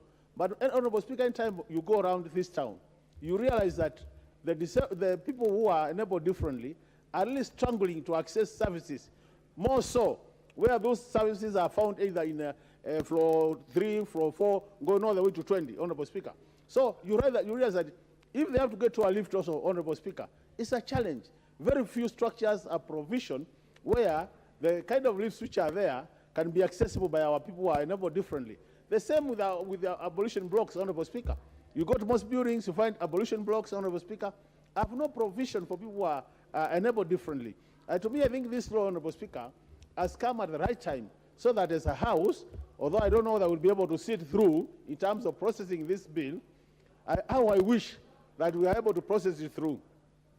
But, Honorable Speaker, I want to say, even if we don't manage to process this law through, Honorable Speaker, I want to urge my colleague, Honorable Danita Ngati, who I'm very sure she's coming back to the 13th Parliament. That one I'm very sure. That when she comes back, Honorable Danita Ngati, this becomes your bill number 1. If we will not be here, some of us. But if I will also be here like you, I'll make sure that we champion this bill and we get it through this House. So that at the end of the day, Honorable Speaker, we have this bill becoming an act of Parliament. Because it is going to be very good for this country. And I'm sure our colleague also, Honorable Janet Senei, I saw she managed to pull through the nominations. That's another, almost like Angaradi. She has one leg already here. I'm praying for her that she also comes back to this House. And, Honorable Speaker, we need a critical mass of people who are enabled differently in this House, so that when these matters come up, we are able to push them through. We also want to take this opportunity, Honorable Speaker, to say probably to our colleague, Honorable Sankok, who we know what he's going through. My prayer is that he's able to pull through this and come back to this House, so that by the time we go to get that reading, he is here to make his contribution, because he has championed the interest of people who are enabled differently in this House in an excellent manner, Honorable Speaker. And it would be good that he has this input in this bill. As I conclude, Honorable Speaker, I want to wish you honorable members well, those who are supporting this bill, and my appeal is we see whether we can fast track it so that this becomes an act of Parliament, so that we have the right legal framework in this country. With those many remarks, Honorable Speaker, I support. Member Bosaku. Thank you very much, Honorable Speaker. Honorable Speaker, I rise on the onset to condole with the family of Honorable Sankok, who lost his son in a most tragic circumstance. We wish them Godspeed.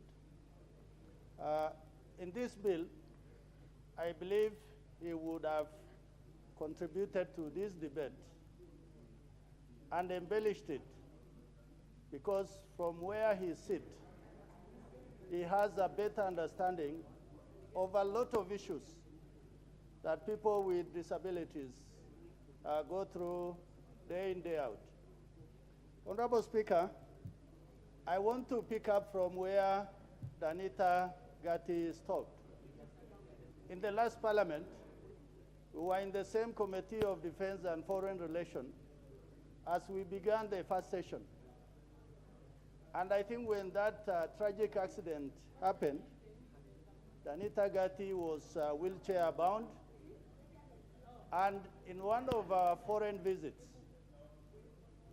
and she was a member of that delegation, I think we could feel the stress that she was going through and how much it was inconveniencing to have a member of a delegation who needed special assistance to reach places of visit and even to access some of the meeting areas. Honorable Speaker, our Constitution 2010 is among the most celebrated constitutions world over. It is considered to be progressive, particularly in the area of the Bill of Rights. In the Bill of Rights, I believe that one of the fundamental is right to life, and for that matter, quality life. The people with disabilities in our midst are people who lack voices. They lack access to opportunities, to employment, to business, and also even they lack access to even those of us in leadership because they are unable to reach us. Honorable Speaker, the AU Protocol on Persons with Disabilities and Older Persons that this House passed, I think 2 months ago, is also a landmark instrument that we as a nation, we must walk the talk. Honorable Speaker, persons living with disabilities are among those who are very poor in the society. I think if we are truthful to ourselves, when you walk around your constituency, many of them live in what you call undesirable dwellings because they can't afford decent housing. They don't have the resources to put themselves in where others will.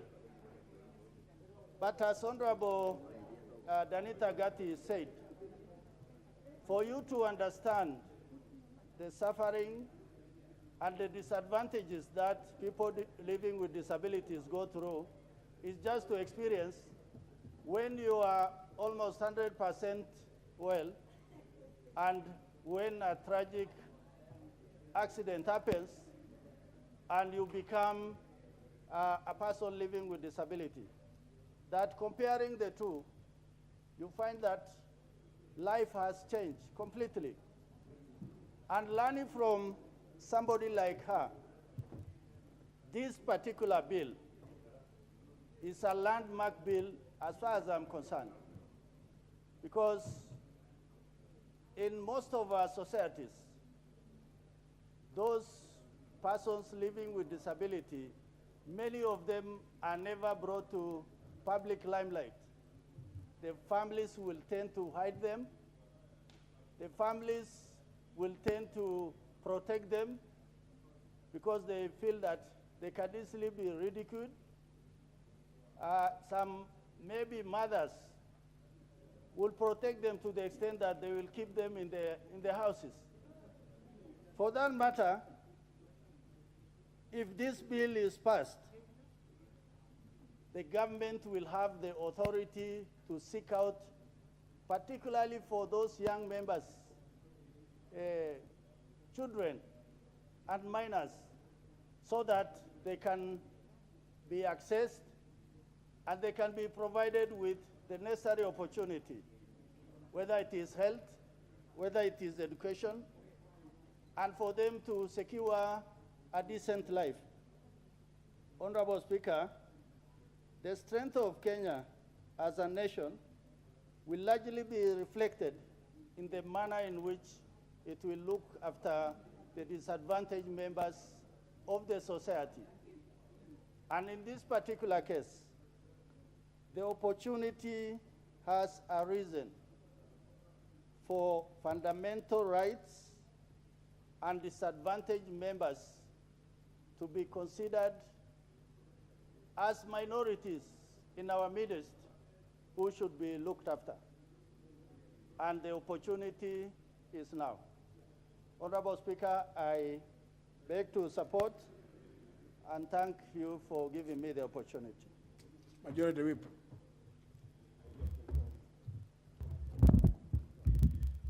Thank you, Honorable Speaker.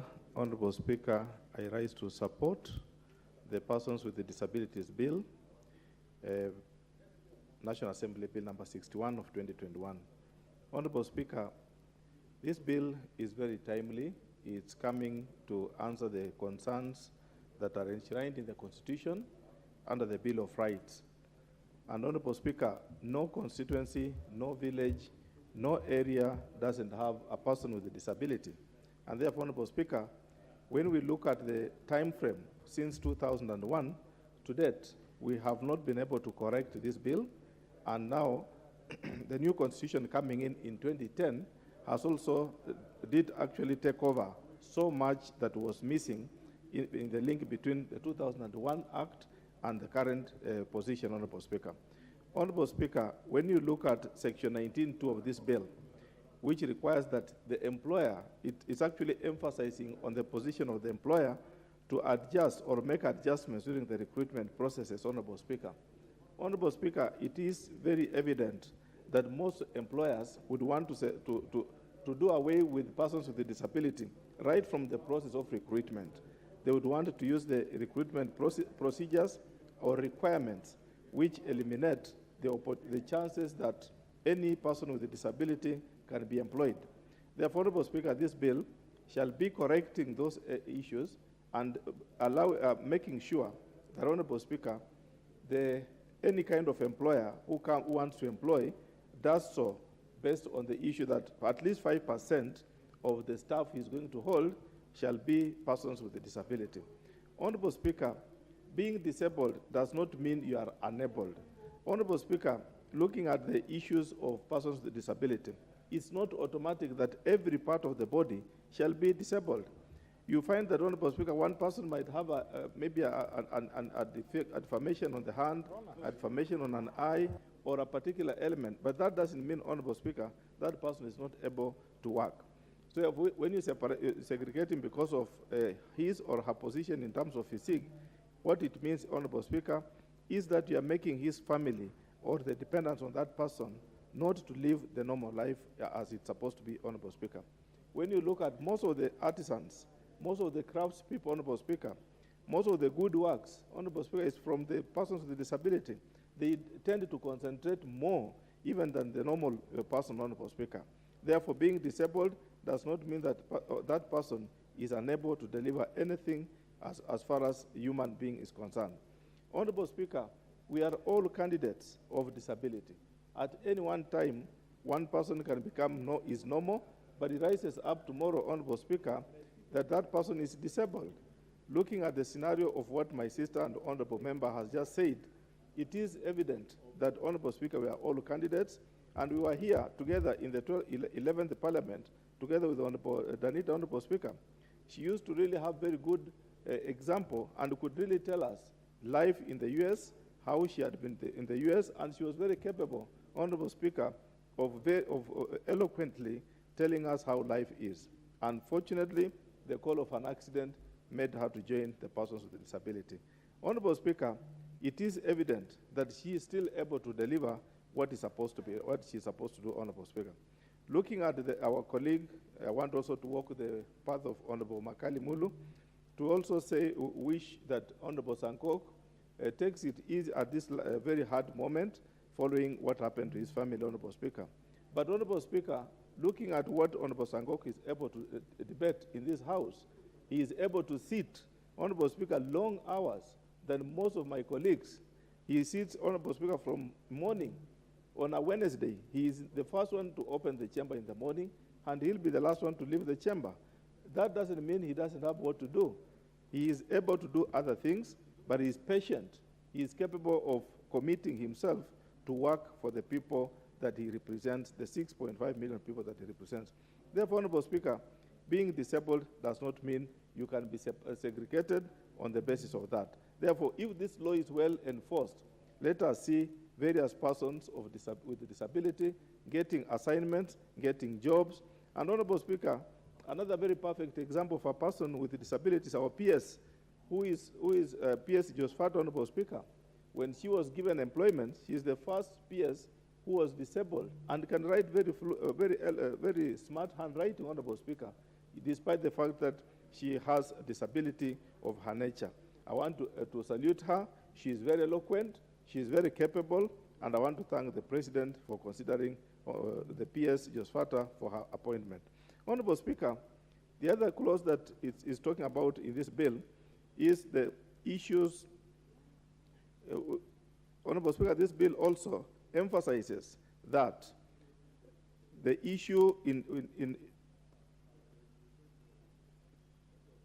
it also emphasizes, Honorable Speaker, that discrimination in terms of pay, in terms of promotion, in terms of training or access to opportunities, Honorable Speaker, should be curbed, Honorable Speaker, and should not be witnessed again from henceforth, Honorable Speaker. Therefore, that means, Honorable Speaker, we are protecting persons with a disability not only to get into employment, but also to be retained into employment by not just being given the lower cadres, but they should be allowed to grow through the ranks to highest levels in the office, Honorable Speaker. Honorable Speaker, it is therefore important to note that organizations should now be allowed, and even us as legislators, Honorable Speaker, we should create enabling infrastructures so that it is not just to let that person be employed because he's a person with a disability. He should be also a person who has gone to school. So it's our turn, Honorable Speaker, that we also create good infrastructures, good schools. We give good supportive gears like wheelchairs. Honorable Speaker, that this person is able, now that we are creating good roads like the expressway, to enable us to drive very fast on those roads, how about persons with a disability?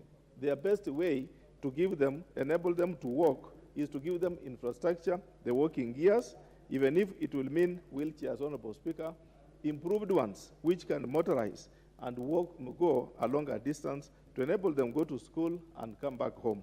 Therefore, as legislators, those who will be coming back into this house, and I hope and wish that my people of Navajo can give me another term, we should now be putting into force that this law, we give supportive laws to this law so that we give our people, persons with disability, enough infrastructure to enable them, to support them, and also give them their headways in terms of what they can achieve, not just because they are disabled, but we give them the enablance to make sure that they are well-schooled and well-enabled. Honorable Speaker, in terms of technical institutions, we should also give wider technical institutions. Right now, we are building, each constituency is putting up a technical college. How about persons with a disability? Are we considering those persons in terms of the technical skills that we are going to give to them? For now, we can use the few institutions that are around, but we need also to provide for funds and resources to enable these persons with disability to also advance in their courses using very well-equipped technical colleges and universities. With that information, with that, Honorable Speaker, I beg to support. Member for Buri. Thank you, Mr. Speaker. I'd like to support this bill, which is aimed at total recognition of our people living with disabilities. Mr. Speaker, this bill has come the right time because we people who have been adorned with all the parts of our body, it has been a whirling thread because the people living with disability had no bill that supports their existence as Kenyan citizens. Mr. Speaker, one of the things that worries me quite a lot, Mr. Speaker, is that even from the onset, if you go to public institutions like the primary schools, you're not going to find many people, children, with disability in the learning institutions. We don't know where these children are because the parents don't want to expose them. Mr. Speaker, this bill is now going to bring in the total management of the children living in disability right from birth all the way to old age. Mr. Speaker, we are now in a new education curriculum, the CBC.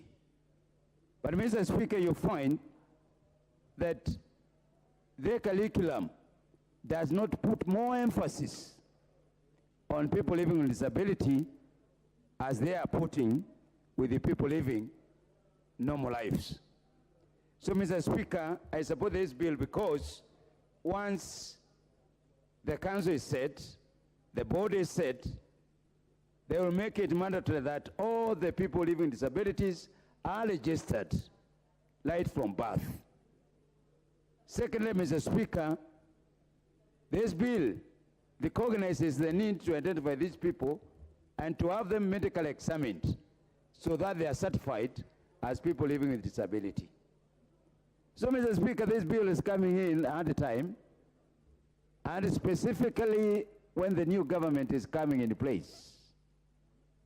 It is our hope and belief that once the government of UDA takes office, our key responsibility is to bring up those people who are not being taken care of. And the people living with disability will be a priority to us. We want to uplift those people, both economically, socially, and politically. So, Mr. Speaker, I agree with other fellow members that this bill is very important, and I urge, once this bill is presented to the Senate, they will add more value, and urge the county government to put more resources and focus, because we are going to pass this bill, and because this is a devolved function also, just like everybody has said, we hope the county government will take this seriously and pass the bill. Mr. Speaker, we find there's a lot of discrimination, particularly even in the armed forces, the Kenya Defense Forces. Mr. Speaker, the last recruitment of KDF, they discriminated against women and the people living with disability. We want to urge the government to be in the forefront of ensuring there is equal opportunities for everybody, even in the Kenya Armed Forces. There is nothing that says that somebody living with disability cannot work with the armed forces. We have the most intelligent people in this country who are disabled, and their passion is also to work in KDF. So I urge the government to take that seriously and not discriminate against these people. But this bill coming good time, I hope and believe that its implementation will be fast-tracked. And I believe, because we are coming back to this 13th Parliament, will ensure that this bill is implemented to the letter. So, Mr. Speaker, I support. Honorable Wanjira, member for Gilgil. Thank you, Mr. Speaker. You may confuse people by using that name. But I take this opportunity to thank you for that opportunity and thank the mover of this bill. And I'll start by quoting Mahatma Gandhi, that he said that the true measure of any society can be found in how it treats its most vulnerable. And I think I'm actually surprised that in this country, we actually don't have this law in place. We have spoken about it. We have tried to implement some of the things that we are talking about today. In the international fora, in the statutory instruments, we have been doing a lot of this. It's actually a surprise that we have not been able to put a framework to actually implement it. And Mr. Speaker, I join my colleagues who have already spoken to say that it's quite an expansive bill. I have scanned through it, and I think the issues that I will touch on are like four. For one, it's quite unfortunate that we are talking of accessibility today, And because I sit with Honorable Tim Wanyonyi in a committee, it is not once we have cancelled a meeting in a hotel because that hotel is not friendly to people with disabilities. And you can imagine if an MP who can afford that kind of a hotel and this parliament don't get accessibility, then what are the normal mwananchi, what are our people out there doing? Mr. Speaker, if there is any one living example of how quickly one can become a person with a disability in this house is Honorable Denita Gatti. Because last parliament we were together, she started very well. She was actually walking on her feet, like has been said by most of our colleagues, and today she sits on a wheelchair. So, Mr. Speaker, all of us are potential persons living with disability. And Mr. Speaker, how we treat them is quite important and critical. Mr. Speaker, the issue of separation. Here I've seen that the bill has segregated it to women, has segregated to men, and finally to children. Because different categories of people living with disability have different challenges. The issue of women, Mr. Speaker, is very close to me, and I've seen that they have included the issue of sexual reproductive health. And this, Mr. Speaker, is already in the supreme law of the land in Article 10 and Article 27 of the Constitution. And Mr. Speaker, something that I've noted in this bill is very clear that every woman living with a disability has the right to retain and control her fertility. Why do I say that, Mr. Speaker? Because some of the people will get family members who not only hide these persons with disability, they also take decisions, especially on reproduction and reproductive health, in their own hands without giving any right whatsoever to the person and to the women who maybe want to sire children and are actually taken through a process of contraception or a process of sterility that they are not consenting to. Mr. Speaker, this is very critical, that the issue of birth control, the women living with disability must also have a say and have a right to control their bodies. Mr. Speaker, the issue of recognition. This starts right from the birth certificate stage, starts from the ID, starts from the passport, and Mr. Speaker, this also controls the issue of human rights, controls the issue of civic and political rights. That is why in this bill, IEBC is actually mandated to ensure that even during voting, even like this year being an election year, Mr. Speaker, that the people with disability are given access to polling station, they are given access to a voter's card, they are given access to a passport if they wish, and they are given the right to vote, and they are also given the right to be assisted if they need be, to be assisted in a polling station. Mr. Speaker, the issue of recognition is critical because it is what gives you your identity, and it must be protected by all means. Mr. Speaker, there is an issue that has also caught my eye. The issue of encouraging employers to be able to employ qualified persons with disability. That is Article 21 of this bill. Mr. Speaker, there is a very interesting thing because it gives an incentive that if you're a firm or an organization and you actually employ a person with disability, you can be able to claim some percentage of your taxable income from government and you're given a relief. That, Mr. Speaker, what it will do is that it will encourage more and more people to be able to take up persons with disability in their organizations and take up people who can do the work and who can qualify. And Mr. Speaker, it also protects these workers from unplanned and from firing and from dismissal that is random and that is because of their disability.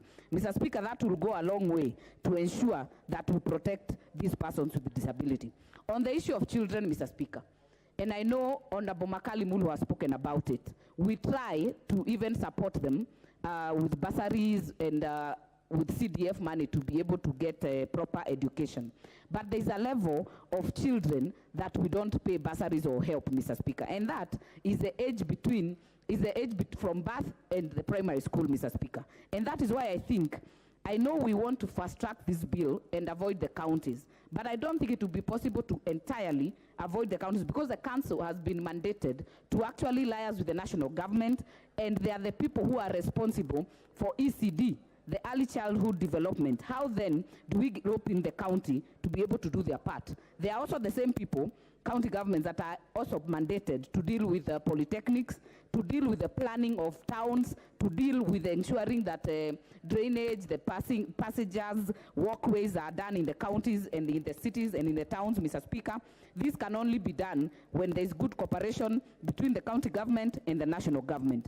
The issue of special schools, Mr. Speaker, even if we want to streamline and ensure that these kids are interacting with the able-bodied kids in the schools, Mr. Speaker, we will not run away from having special schools, because caregivers are having a very hard time. I know, like in my constituency, because you'll get a child needs an all-round the whole day, someone who can take care of the children, take them to the toilet. It cannot be treated the same way as we treat the normal primary school. So that means, Mr. Speaker, even when we incubate them, like I will pick at a school in my constituency, like Township, we have the primary section and we also have the special section. What then it means, Mr. Speaker, is even as we allocate monies through the capitation, as we do with the Ministry of Education, there must be affirmative action to give enough money to the special schools to be able to take care of these children round the clock, Mr. Speaker, hire enough people who can be able to take care of the children who need bathing, who need changing, who need diapers, those that need mobility assistance, Mr. Speaker. This cannot be a cheap affair. The government must be deliberate about it and be able to allocate enough monies that will be able to run these schools.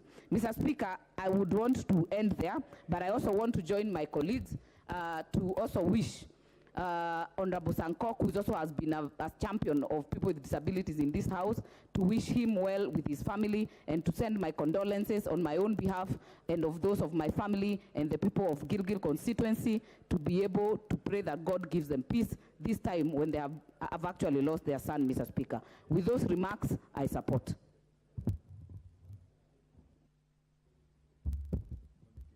Honorable Tonui.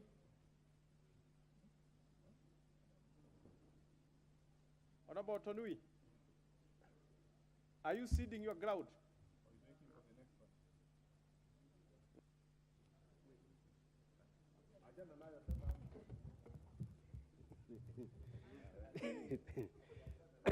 Thank you, Mr. Speaker, for this opportunity to comment on this bill. This bill is a very, very important bill because it's going to mainstream issues to do with people with disabilities. These are the groups which we need to take care of, because this is a club where we can easily join at any given time. So we need to update it to be in line with the Constitution of 2010. And I think this is timely, and we need to support this bill. The rights of people with disabilities must be taken care of seriously, especially even the issues to do with access to buildings. We need to ensure that we legislate and ensure that they are able to access buildings without any hindrance. We need to ensure that even in terms of taxation, we take care of the interests of people with disabilities, because we know they require specialized equipment in order to operate. Such things like vehicles, as they import, we need to zero rate it. We need to ensure that taxation is removed from the vehicles meant for people with disabilities, because they will need to remodify them in order to be able to use it. So those are some of the issues which we need to ensure that we provide for the people with disabilities. I'm happy that the government has ensured that people with disabilities are able to access some stipend every month, especially those homes with people with disabilities. That one is a positive direction, and we need to support it. We need to provide more funds towards people with disabilities. What we also need to do is to mainstream in terms of employment, the people with disabilities. Ensure that that requirement of 5% in terms of employment is respected in the recruitment. That people with disabilities are provided with opportunities to get employment, especially in public offices. That one needs to be taken care of. Issues to do with procurement, we need to ensure that is protected also in this bill, to ensure that they are able to be protected when they compete with others for tenders, that a certain proportion of government tenders are given to these people so that they can improve their well-being. These are the people at the lowest level of the pyramid. These are the people whom we are saying they are at the bottom, and those are the people whom we require to pull out of that bottom. These are real hustlers which we need to address. And therefore, this bill is timely. I support. I am in the Labour Committee where we are dealing with this bill. I know we are still processing it because it's a very, very long bill.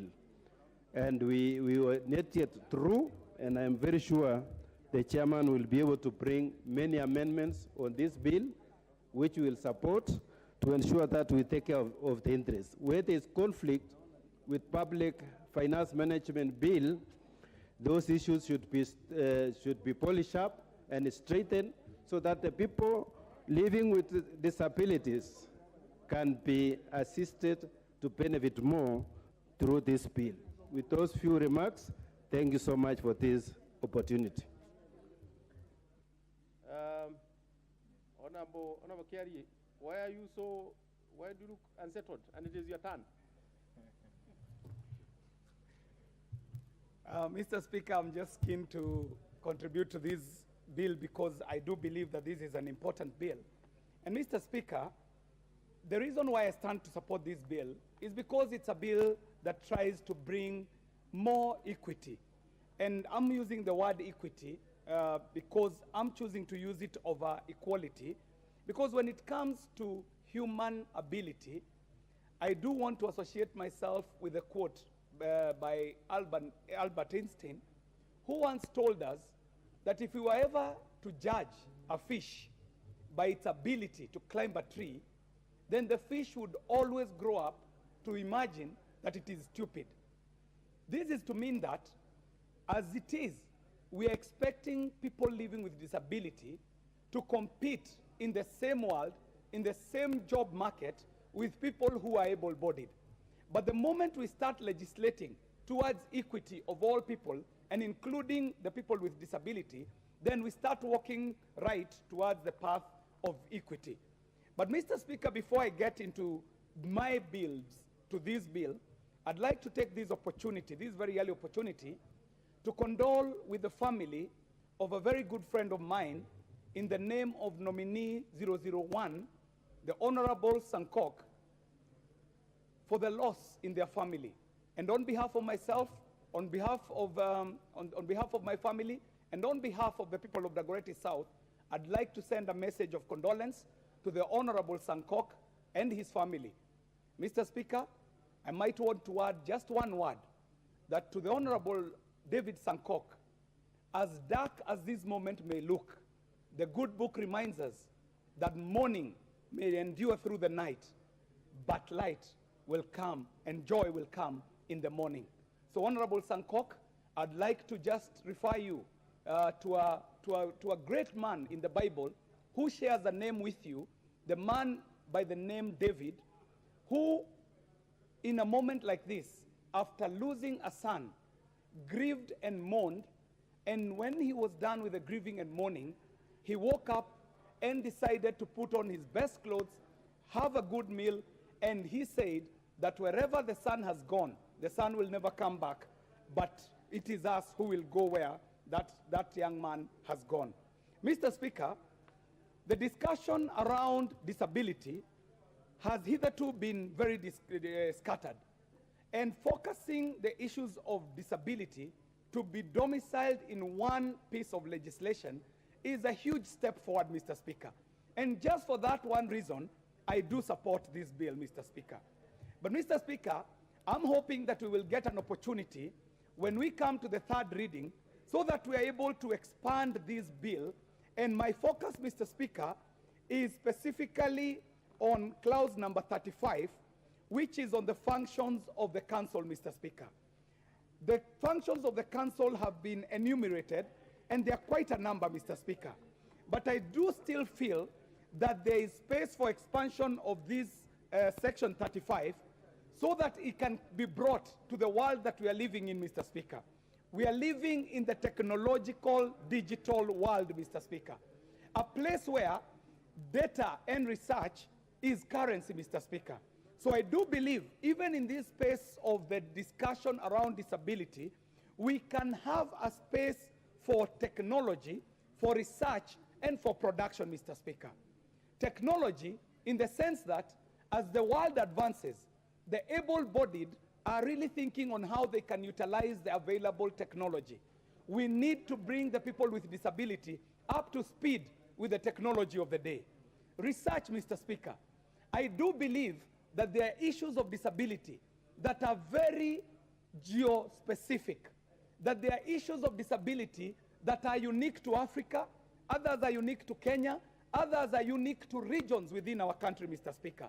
So I do believe that this country needs to invest in good research so that we are able to map out the disability situation in our country, because research will inform what kind of investment we will make for taking this disability discussion forward.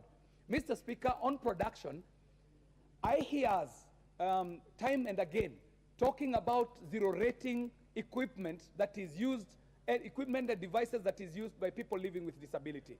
Mr. Speaker, the tragedy is that almost 90-something% of the devices that are used by people with disability are imported, Mr. Speaker.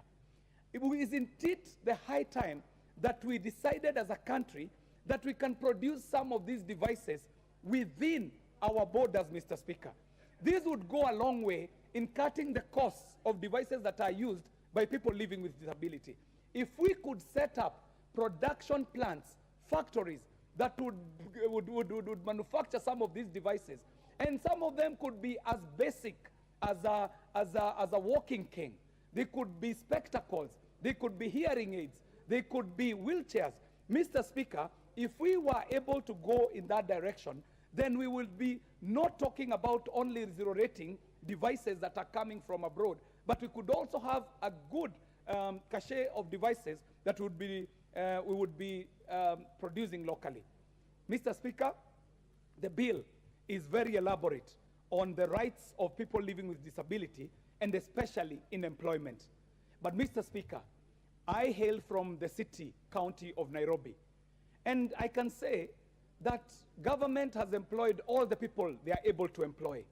Corporate Kenya has employed all the people that they can employ.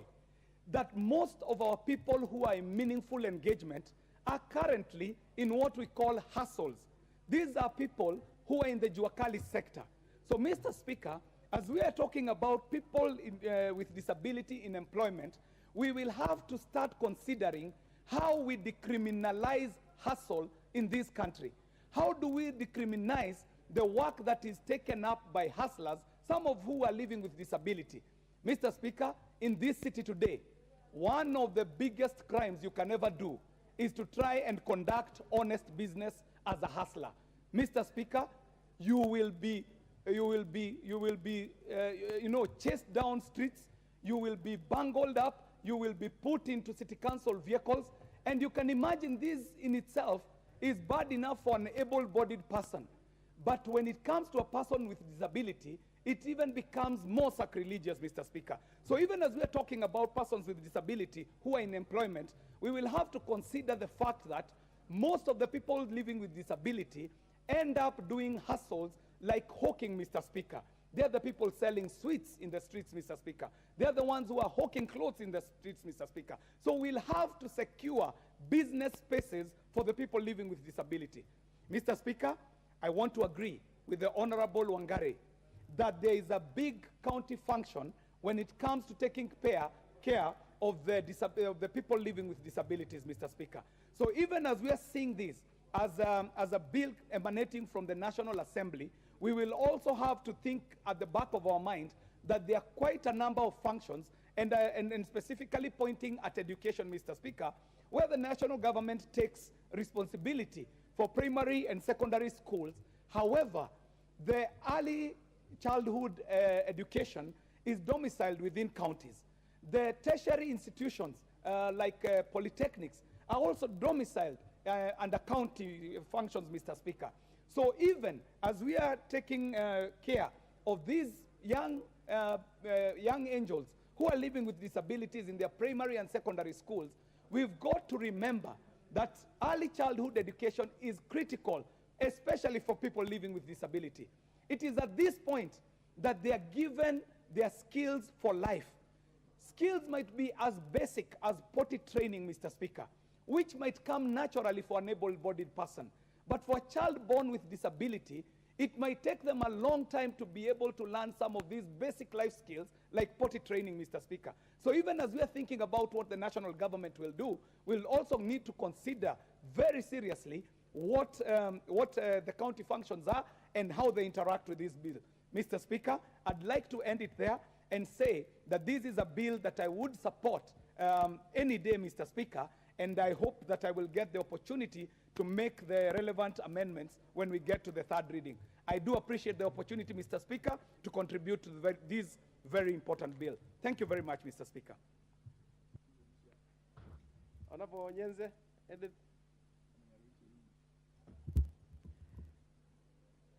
Thank you, Speaker, sir, for this opportunity to contribute to this bill. Actually, I note that disability is the umbrella term for any or all of the impairment of the body, structure, or function, a limitation in activities, the task that a person does, or a restriction in participation that actually defines what disability is. And let me say that this is a very good bill because it will enable the people with disability to be recognized and registered. And this bill will also try to bring together all the segmented parts of the bills of disability into one umbrella. And this will enable different types of disabilities to be identified because there are various types of disabilities, some of which have not been recognized. Like I remember a few days ago, last month, I met as Tamara. And this Tamara and difficulties, and you know that most of them have difficulties in expressing themselves or talking. And these ones have not been recognized, this has not been recognized as a disability. And there are so many other disabilities which have not been recognized as such. And therefore, this is a very good bill which will enable such disabilities which have not been recognized to be recognized and be registered, and in doing so also be assisted in their various disabilities. The other time I talked about disability, especially of children who have spear disabilities, and I brought it up in the Children's Act. We have some children who have spear disability, and these ones are still put in the brackets of disability, but some of them are so spear such that they don't even go to school, such that they can't talk, they can't even move, and such disabilities have not been actually identified fully and assisted fully, because according to me, such disabilities would require a center where these children can be assisted medically, and this would also free their parents, especially their mothers, and some of them their grandmothers. They would actually give them time to also attend to other businesses, because with such children, they grow to be big people who cannot even move, who cannot assist themselves. And such mothers are always around their children, and therefore they do not do any meaningful activities or businesses to help even the other children. Such mothers are even discriminated against by their friends because they feel that they will not be able to be as active as them. So such special disabilities, this bill should be able to recognize it and also come up with ways of assisting such people with such disabilities. Also, our education system should also be able to incorporate some of these in their curriculum. They've done it, but for some, they've not. Because the other time I took a child who was on disability to a college. They are deaf and dumb, and they are supposed to go through the same national examination process. The examination is the same as a person who is able. So the education system should also recognize that and maybe even give them more time to study or set different exams for such people with challenges so that they are given enough time to actually concentrate on their studies and do the exams. If it's others are doing in 1 hour, they can be given like 2 hours to complete their exams because they have some difficulties. So this bill is actually coming at the right time because persons with disability are entitled to a barrier-free and disability-friendly environment to enable them to access buildings, roads, and other social amenities, to enable them to access education, to enable them access employment, and such a bill would actually put such structures and policy in place so that we do not leave behind some of our people. So as role models, because we are leaders, we should also set a good example to the other employers by employing some of these people with disability in our constituency offices, in our CDF offices, because by doing so, we will actually be acting in good faith and will be a good example even to the other employers. And let me also say sorry to our colleague, Honorable Sankok. If he was here, he would have really contributed so much to this bill. But I say, Paul, we are with him, we are praying for him. So with that, Speaker, I support the bill. Thank you.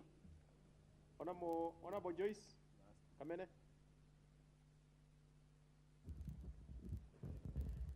Thank you, Mr. Speaker, for giving me this opportunity to express my views about the people living with disability. Mr. Speaker, I would like to start by first acknowledging the people living with disability and say that it is us as leaders who ought to have a lot of compassion for the people living with disability. And there are very many areas that we have failed.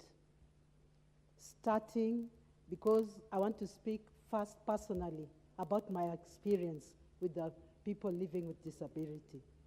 In Machakos County, for instance, majority of them have not gotten access to the assessment to doctors so that they can verify their disability. And you will find that doctors are mainly centered at the hospitals that are near towns, and it is so hard for them to travel. The income they get, and especially their parents, to take these children for assessment is normally next to impossible. And that is one area that, as we prepare, as this bill is being prepared, that we should ensure that every person living with disability gets an assessment in a more simple and an accessible way. The other thing I've observed is the issue of doctors, physiotherapists. Devolution is here, but you will find that the hospitals back in Mashinani do not have doctors or physiotherapists who ought to be assisting the children living with disability because they need exercises to be performed. Therefore, you will find that these children continue getting worse instead of being handled in a right way. The other issue with the people living with disability is the issue of drugs. There are some of them who will need drugs every day. They are on drugs. And when you get to the situation in the family, they cannot even afford putting food on the table. So these children become an endangered species. How I wish that this bill would sit down even on the third reading to ensure that anything that is amiss is added so that the people living with disability may benefit out of this bill. I beg to support and say thank you for the opportunity.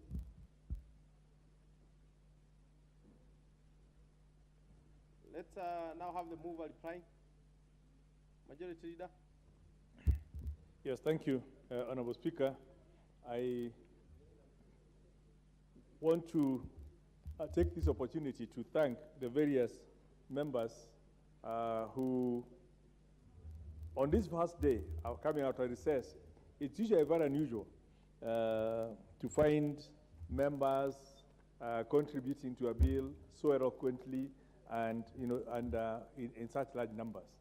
And I deliberately said today we will not even ask for an interruption through Standing Order number 95 to allow as many people as possible to express their issues on this matter on the Persons with Disabilities Bill, because specifically it's a significant portion of our society that often feels that they have been marginalized by the rest of society, and when we have an opportunity to discuss their matters, it's important that we give total concentration. So I want to thank the members who have taken time to debate on this matter over the last 2 hours or so, and to assure the members that we would probably wish to, we don't have a lot of time. It will be my desire that we get any amendments within the next 1 or so weeks, so that any time from next week, pending, depending on how we also process on other pending matters in the House, we could have a committee of the whole House to finalize on this bill and have it then going through the other processes of assent. And I do know that the member for Gilgil specifically did raise the issue that there's a possibility of this bill affecting counties. And that relationship has been very well captured within Clause 58, which is basically Part 5, the relationship between the national government and county governments on matters to do with disability. And none of those matters relate to the functions of the county government or the governance of the county government. And hence, even at the point of the concurrence between the two speakers, it had been agreed that yes, the bill does not concern county governments in terms of Article 110 of the Constitution, because it doesn't affect the functions and the powers of the county government. But it, of course, like any other bill, people live in counties, and everyone could argue that anything that affects a person in a county affects the county government, but there's a very clear distinction between affecting people in a county and affecting the functions in accordance with Article 110. So, because of that, I would like to see this moving forward, and I would like to encourage any member who has an amendment to bring, so that we could start processing all those amendments, and in the next 2 weeks or so, we could well give, the 12th Parliament will give life to the Persons with Disability Bill of 2021 to update the last bill of 2003, which is 18 years old. Honorable Speaker, I think I would want to wait for all those issues. I know members raised a number of issues, and we can process them within the framework of the winnowing of all those amendments and their suggestions to make this bill better. But by and large, I do believe that, and I'm very encouraged with the concurrence that members have had in terms of the contents of the bill and why it became necessary. And I didn't hear any dissenting views in terms of this matter should be removed. It was, we can make it better, and I look forward to those amendments to seeking to make this bill better. With those remarks, I beg to reply.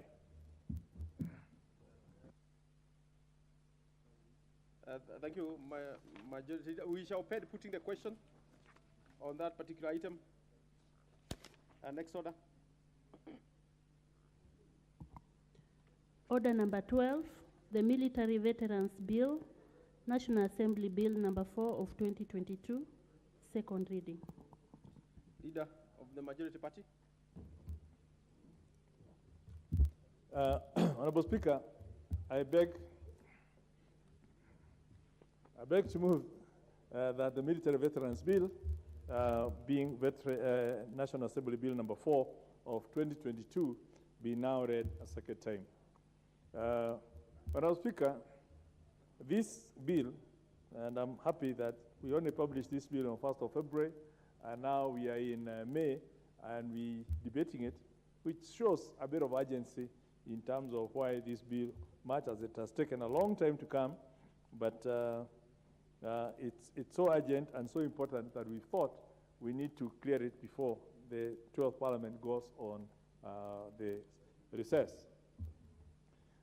This bill basically seeks to establish a regulatory and institutional framework for the management of military veterans and the affairs of their dependents. And additionally, it also seeks to establish a Dependents Education Fund and the Defense Forces Retirement Home. Honorable Speaker, when we're talking of who is a military veteran, the bill in part 2, basically at clause 6, is very specific in terms of who we're defining as a military veteran. And for avoidance of doubt, these are anyone who has served in the Kenya Defense Forces, anyone who became a member of the Kenya Armed Forces after 1963, that is before, between 1963 and 2010 when Kenya Armed Forces was changed to Kenya Defense Forces. Then, of course, there are those who served in the King's African Rifles, as it was named then before 1963. We're also talking of, in addition to having served, they have completed the service in the armed forces of the Kenya Defense Forces, and they currently receive a pension from either the armed forces or Kenya Defense Forces. And most importantly, we're talking of people who have not been dishonorably discharged from military service, because those are in a different category. But those who have been discharged on medical grounds, however, not in the same category, whether or not they receive a pension, will be regarded for purposes of this bill as military veterans. So again, the bill is quite a bit specific in terms of knowing who we're dealing with, because if you don't figure out the person, then we could end up with all manner of people also coming up and saying they're also veterans.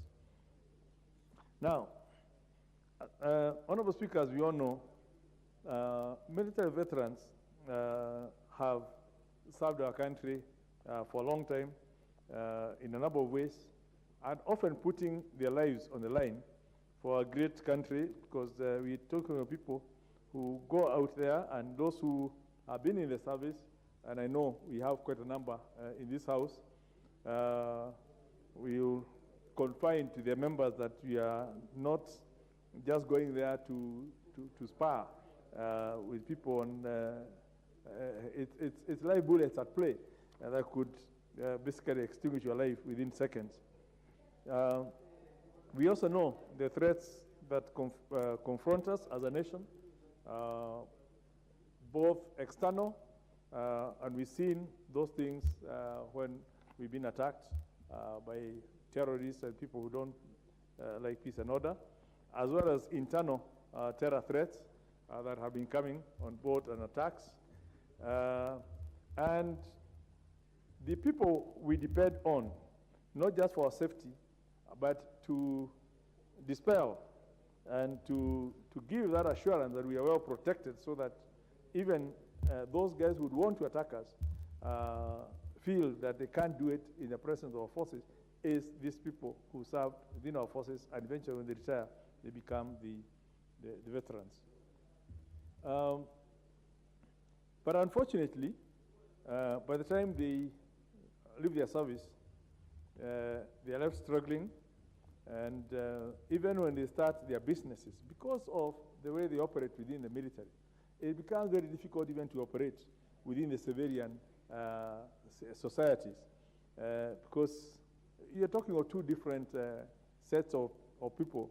One is so methodical, and we saw that during the funeral of the late president, when we were told, even from this house, that, you have to finish business by a certain minute. And, there's nothing like, can we be given an extra 5? It's a minute is a minute, military precision. Now, when you're used to that kind of precision, and then all of a sudden you have to go starting negotiating people to give you tenders, and they're telling you come next week and all that, it becomes a totally different ballgame. So we know they can't fit in that, and we need to get some better mechanisms of fitting them. I also know there are quite a number of challenges that come into that, and those who have been in the service may well be able to articulate this better. But there are cases that have been reported of family breakdowns and impoverishment. The disorders such as the post-traumatic stress disorders, which unfortunately have led to people committing suicide. They suffer from stifled access to medical and healthcare benefits, among other things. And this does not go down well, especially when you look at the other practices across the world, where people are treated much better because they put their lives on the line for the safety of their countries, both actively and also to deter those threats. And when we now look at what's happening on a global basis, it's in the, we know that others are really putting, are doing things to give some dignity and decorum to these people. And it's in the light of this sense that this bill seeks to anchor, through law, some institutions and resources that will be allocated for their overall benefit. So this bill proposes to accord the following benefits to a military veteran. And part of that is the counseling and treatment for the PTSD or post-traumatic stress disorders or related conditions, which have now been documented and become a main thing. And the other one is the physical rehabilitation of any condition arising out of military service.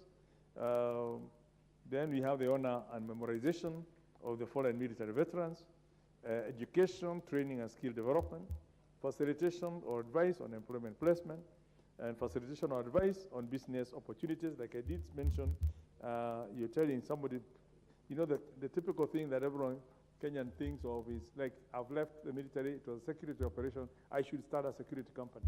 And by the time they actually go to try to even market that company, you realize it's not as easy as that. So this advice on business opportunities and what to do is some of the things that need to be done. And I'm glad, Honorable Speaker, when you look at President Uhuru Kenyatta has, for some reason, you'd imagine he went to a military academy because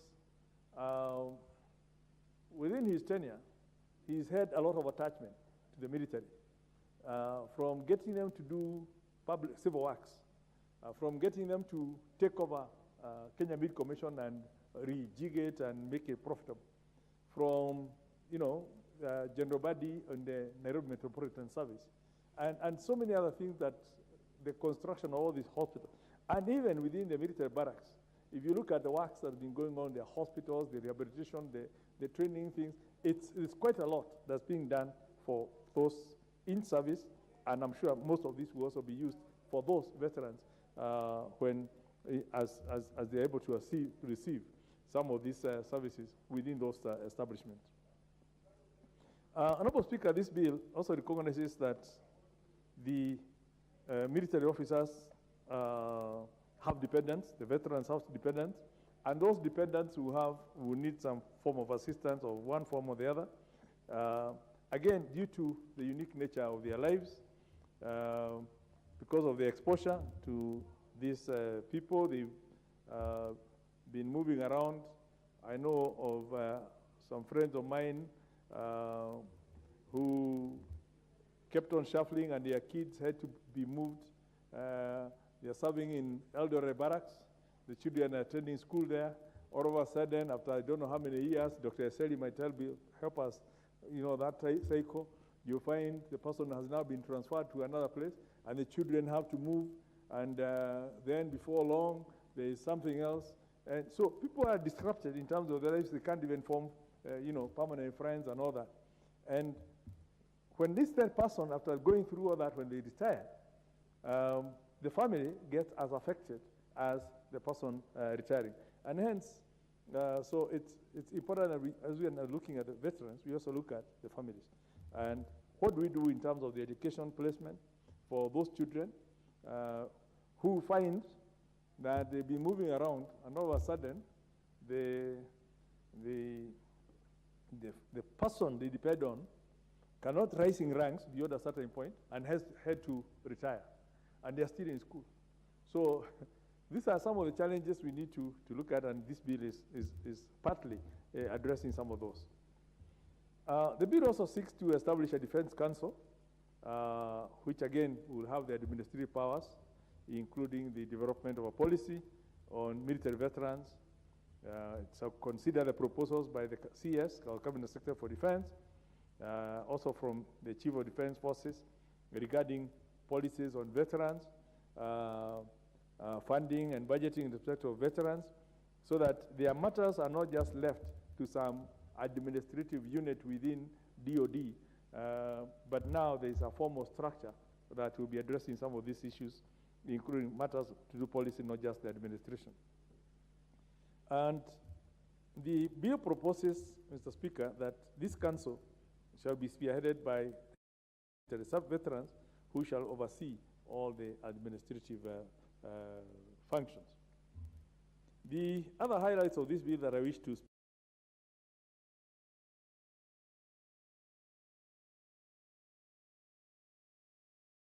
children and members of the Kenya Defense Forces and military veterans, as well as family members of deceased members of the Kenya Defense Forces or deceased veterans. Again, for those reasons that I said, that you don't end up terminating the education of a dependent just because the person has lost their life in war or has retired earlier because of the structure, the way it's structured. It's also, this bill is also proposing a very important component, which is the creation of a Defense Forces retirement home, which shall provide residential and related services to military veterans when they reach a point where they need to spend their remaining days. You know, when we're talking of when those one foot in the grave days, and they can do that within the camaraderie and in the company of friends, and say we serve together in ABCD, and as they spend their remaining lives. Like I said, the lives of these members are characterized with some uncertainties. You know, first of all, there is a duty call, the restrictions in respect to certain rights, and their freedoms being limited. They cannot just move wherever they want. They cannot get into collective bargaining, much as the Constitution allows people to form trade unions. These people are excluded from that kind of thing. So they can only come to us as a house to help them with negotiating on their behalf and passing this kind of legislation so that they be accorded the necessary social protection and when they're in service and when they are out of service. And it's in that regard that I wish to call upon the members to support this bill and to look at it from that progressive perspective that, yes, we've done very well with the new constitution. We've taken into account of people's rights, but then we've also restricted some, and unless we then do within this house to afford those who can't speak for themselves, those who cannot get into trade unions to demand these things, that we take this opportunity to support our men and women in uniform when they remove those uniforms and become veterans, and recognizing that they have, in the time they have been in service, been an integral part of ensuring our security and giving that environment so we can all do what we do best. With those remarks, Honorable Speaker, I wish to beg to move and to ask the Chair of the Defense and Foreign Relations Committee, Honorable Tongi, to second. Honorable Tongi. Thank you, Honorable Speaker, for the opportunity to second this progressive bill. But having listened to the majority leader, sometimes you have a feeling that there's nothing useful to add because he's one gifted person. He has quite explained what the bills stand for and what we hope to achieve by the way of this bill. Honorable Speaker, nevertheless, I rise to support the second reading of the Military Veteran Bill, National Assembly Bill number 4 of 2022. Honorable Speaker, mine I want to sum it up in a form of a poet by Joan Fuchs, pens a memorable poem titled The Best on Earth. A Veteran Day is a tribute, she writes, and I quote, "If someone has done military service, they earn the title veteran, and more, they earn our deep respect and admiration. That they are special, no one can ignore. They sacrificed the comfort for the comfort we are enjoying today. The list is long of all the things they gave. Our veterans are extraordinary people. They are loyal, dedicated, and true and brave people. When terror and invasion were real threats, they moved towards the parade. They showed us they could handle any storm when all of us were running away from it. They showed us they could handle any challenge when most of us were having a second thought. We owe our freedom and our very lives to the veterans who put their lives on the line for the sake of our people and for the sake of the country. To our veterans who served in the uniform, they have done us proud. Our veterans should be celebrities, and indeed they are celebrities, Honorable Speaker. If you take an example of what is happening in Ukraine, for example, when everybody else is seeking refuge in another country, the soldiers in uniform are going towards where the bullets are coming from. That cannot be a normal person, Honorable Speaker. Those are indeed celebrities. They are exceptional. No other group can compare with them, Honorable Speaker. They sacrifice their family comfort.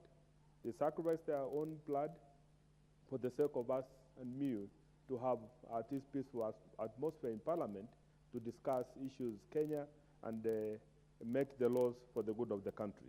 We are grateful for the many things they have done. They are always in our hearts, and they will always be in our prayers, Honorable Speaker. We owe our veterans support and friendship. Let no one ever question what they are worth, because they are worthless. Their price cannot be measured. Their value, their contribution cannot be quantified. These men and women served us and our country, our veterans, the very best on earth. Honorable Speaker, when you listen to that kind of a poem from one of the celebrated poet, Joan Fuchs, you get to appreciate that veterans are not just normal people. Being an officer Being a soldier is not a normal, ordinary job, Honorable Speaker. It's a job that you really have to think twice before you take it up. And I like the way Honorable Majority Leader has put it. These are the people who work and do things in an extraordinary way. And I'm grateful to our President, Uhuru Muigai Kenyatta, for the recognition, the opportunity he has given them to demonstrate what they're capable of doing. Before the President started giving them assignment, all of us never got to quite appreciate their capacity. Now we see what they're able to do. Look at the Kenya Meat Commission, which has been a roast-making company for the year, for forever. Today, Kenya Meat Commission, they're able to pay the suppliers within a week, and you are given a guarantee, and it happens. The precision with which the Army people operate is amazing. Look at Nairobi County. How I wish we would duplicate this in every other county, where the real change that you can feel has gone on, has happened in our lives, before our eyes, Honorable Speaker. That you're able to walk in pavements, which we all thought it would only happen in America or elsewhere. But we are seeing it happening here in Kenya. And it's happening under the leadership, under the management of one of the generals. These are the kind of people, Honorable Chairman, Honorable Speaker, that we are celebrating today.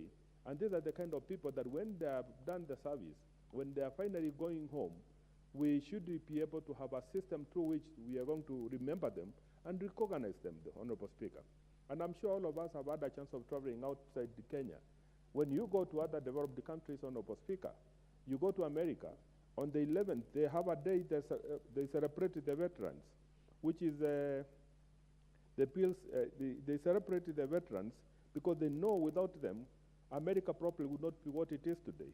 That every November of 11th, they have to recognize and suspend everything else. It's a national holiday to appreciate and celebrate the veterans, the soldiers, the guys in uniform who have served and protected and made their country great.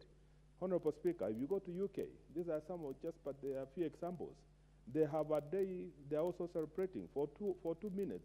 The entire country comes to a standstill just for a moment of silence to appreciate what the veterans have been able to achieve for the good of the country. Sometimes we don't appreciate what they have done because we have not experienced, by God's grace, the war the way other countries have. Until then, sometimes we take them for granted, Honorable Speaker. But we have had people who have gone through war. Some of our soldiers have gone to Somalia, and they have come back to Kenya, maimed, disabled. They have go back to their families. They cannot be able to provide for their families like they were providing before. These people need to be given a special treatment, need to be given an opportunity to serve in different ways, Honorable Speaker. At least they need to be recognized. What the Americans have done and what the other developed economies have done, and we need to benchmark with them, Honorable Speaker, is that they have given the low-hanging fruits. Like when you're going to the parking, when you're going to the airport, you are given priority. When you are getting to the plane, veterans are given priority. Does not cost us anything, Honorable Speaker, other than to give them a chance and say, the veterans, if you are here on the queue, come and be served first. They appreciate that. It's a simple gesture, but it goes a long way to appreciate what they have been able to do for the country. Last week, I had one of my friends, my cousins, who is a veteran in the U.S., Honorable Speaker. When we went to the airport, he didn't pay for the parking fee when everybody else was paying. And those are simple things which really people appreciate. His mortgage, he doesn't pay the rent rates. Those are some of the things we are saying. If we can get a way of getting to empower our veterans and give them an opportunity to enjoy those facilities, Honorable Speaker, I'm sure we'll be able to inspire our good sons and daughters to join the army so that they can serve the country. Because in the past, the army was a reserve for people, so to speak, who had not gone to school as we thought, in the way we understood it. But now that I have had an opportunity of serving in this committee for 5 years now, I know that the sharpest mind you can ever have in the army, actually. Some of them are picked at a very young age, taken through numerous courses, hands-on. They have skills which can transform this country. But what happens when they go home? This is one of the systems, in my opinion, which is so perfect, so efficient, that we need to encourage them and give them hope that even after they exit, we still be able to appreciate them as a country. We'll be able to appreciate their contribution to our people, and of course to recognize that without them, we'll not even be sitting here in the way that we are sitting here today, because if you go to Ukraine, for example, there's nothing like parliament. There's no sessions in parliament, because the armies, everybody else has taken refugee, and the armies are going to the war front. They're going to the front line and to protect their country. Those are the kind of people, Honorable Speaker, that we are speaking about today. That's the kind of bill that we are developing, so that we address and appreciate our people, our soldiers in uniform, that when they have done their bit, when they go home, we'll remember and appreciate them and say thank you to them, because of them, Kenya is what it is today. Because I know my colleagues have seen some of the veterans here in Parliament who would want to say something about this bill. Honorable Speaker, from where we are sitting as a committee, we believe it's a progressive bill, and we truly want to get it concluded in this level of Parliament, so that the next generation, the next Parliament which will come, will say there are people who sat down and they thought through this process and appreciated our unsung heroes who have given a lot of their life, put their life on the line for the sake of this country called Kenya. With that, Honorable Speaker, I support. You second? Yes, with that, I second. And I can see my vice chairman is here, really very anxious to speak. He's a son of a former general. Well, and my generals are there. Tongi, the discretion to give you a vice chair is exclusively mine. But that is noted. Honorable members, I will propose a question that the Military Veterans Bill, National Assembly Bill number 4 of 2020 be now read a second time. Let's get Honorable Lasso Ali for obvious reasons. Thank you very much, Honorable Speaker, and thank you, you are kind. Honorable Speaker, I rise to support this bill. I consider it to be a watermark bill. For somebody who comes from that background of the military. I joined the military when I was 19, and I left the military when I was 50-something to become a politician. I actually changed my military fatigues for a civilian suit, but in my bones and blood, I still believe I am a military person for the kindness of serving my country with patriotism and honor. This bill coming at the tail end of the life of the 12th Parliament is a watermark bill. I say watermark because there have been previous attempts to bring this bill, but I think there has been push and pull. I want to thank the leader of the majority, the government side, and also the current Chief of Defense Forces, General Kibochi, who has vigorously believed that something must be done in the life of the second government of Uhuru Kenyatta, and also in his lifetime as a general who will be leaving defense, I believe, in a few years down the line. Honorable Speaker, I just want to share a story about the Second World War. In 1942, in South Pacific, an American warship was sunk by a Japanese fleet. In this warship, there were 5 brothers who chose to fight together. And historically, this changed a lot of things in the way the Americans managed their war machine. Because it was uncalled for 5 brothers to fight on a single ship. They were later known as the Sullivan brothers. They were celebrated. the general who was in charge of the Navy was writing letters of condolence. And then he wrote the first letter, he signed, the second, then the third, the fourth. Then when he was given the fifth letter, he said, "Oh my God, this is so big a thing that I cannot sign this as a general. It can only be signed by the commander-in-chief." In this particular incident, the letter was signed by the then president of US, Franklin Roosevelt, because the occasion was big that one family can be told about the death of all 5 of their sons.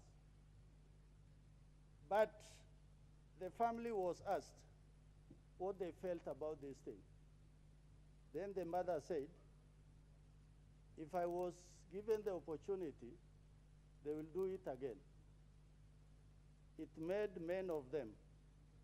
My boys did not die in vain."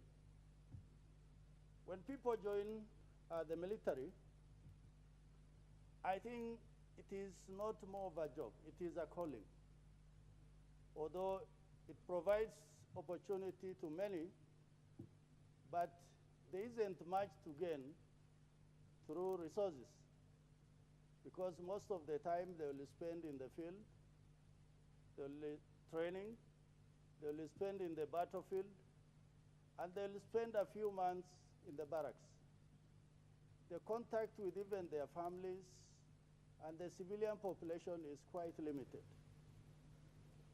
That is why, for an army man, whether it's Navy or Air Force, the chances of them embellishing themselves in life, of building big capacities in industries,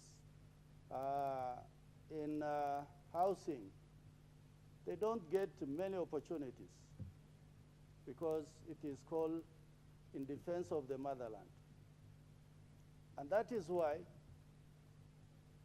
when we think about what happens to a soldier who comes out of Somalia, having spent there 6 months or 1 year, they are likely to even have lost their family. Maybe somebody just got married and they are moved off to that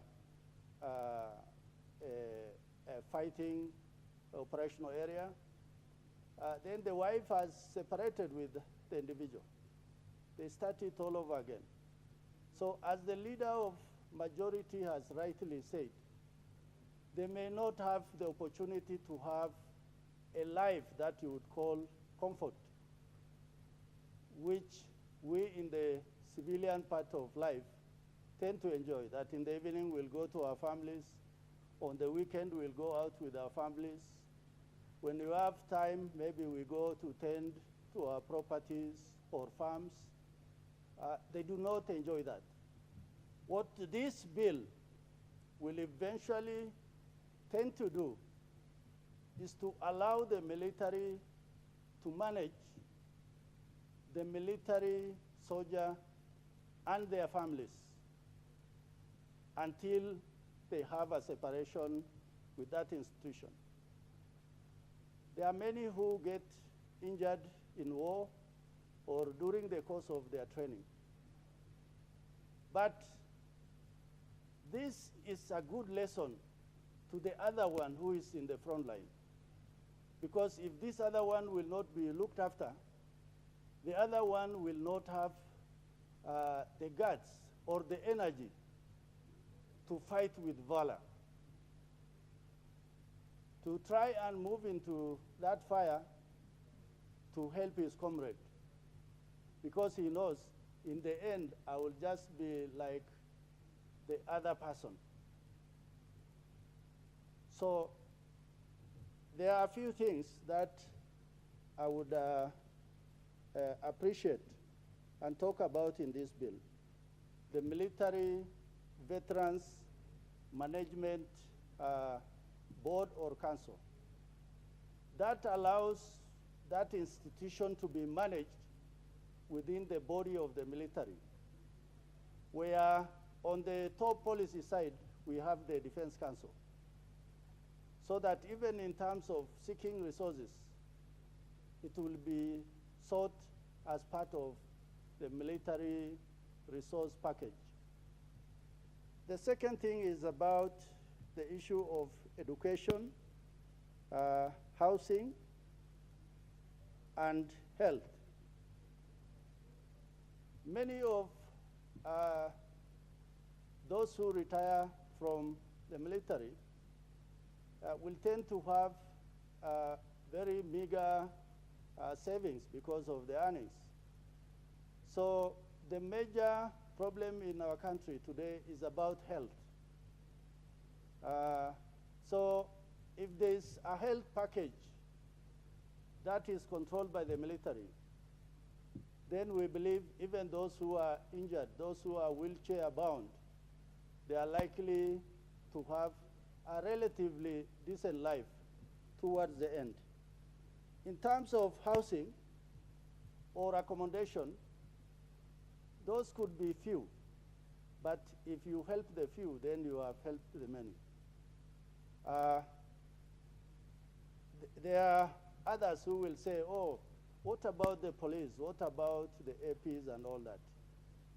I think that is a thought for another day.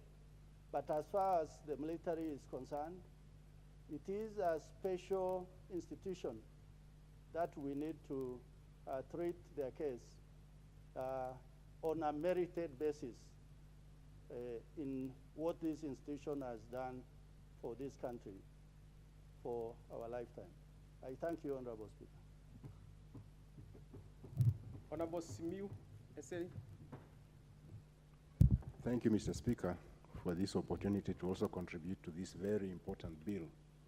Indeed, Mr. Speaker, it's important that we take good care of our military personnel, not just while they're in service, but when they're out of service, because they need a peace of mind to be able to perform the duty of ensuring the security of the nation, securing our borders, and ensuring our sovereignty. They need a real peace of mind. It's difficult when that peace of mind is absent, because when you go to war and you come back, perhaps you are injured, you can't go on with your work, you are retired on medical grounds and things like that, and you are left there and you perhaps cannot take care of your responsibilities as a parent. So this bill actually is long overdue, and we should all support it, because this way we ensure that we have taken care of all the military veterans who have served this country with dedication. And I think, Mr. Speaker, you realized recently when the military took over the burial of the retired President, His Excellency Mwai Kibaki, you saw the precision with which they did it, and every Kenyan was impressed. What they don't know is that a lot of work goes into that. When you see a parade moving in unison, it's not something that just happens at a drop of a coin. They actually work at it. And that's the same way they work when they're out there defending our borders, and when they're out there on peacekeeping missions in various parts of this world. So this bill is actually long overdue, in the sense that when I went through the bill, I was actually impressed that it's not just talking about taking care of the physical needs of the veteran, but also their psychological needs. Because, Mr. Speaker, when soldiers are exposed to a combat zone, they do get certain psychological stresses which need to be handled. And I'm glad that this bill actually addresses that issue, such that these veterans will also have access to good psychological care, so that they can be rehabilitated, to be able to mainstream them back into the society. And also the fact that the families will be taken care of, their medicals, their education, and things like those. So, Mr. Speaker, in a nutshell, I fully support this bill, and perhaps this should be the beginning, so that in future we can beef it up and ensure that we actually give them more benefits than what the bill has actually foreseen. But we'll need to beef it up eventually to put in more benefits for the veterans. Because, Mr. Speaker, it's unfortunate that in this country, actually, when you look at the survival of these uniformed services people, apart from the military, even the police service, once they leave the service, actually you find that many of them end up leading a miserable life. And out there, when I meet some of the ex-soldiers in the villages who have retired and so on, they're actually very good people and they can be of very good service to the community. But then sometimes they lack the basics of being mainstreamed back into society. And this bill actually takes care of that. So, Mr. Speaker, I fully support and pray that the House passes it as fast as possible so that it's not overtaken by the short period that we have left. So at least this House will have delivered something good for the military by the time we end this last sitting of the House. Thank you, Mr. Speaker. Honorable Kerry, don't be nomadic.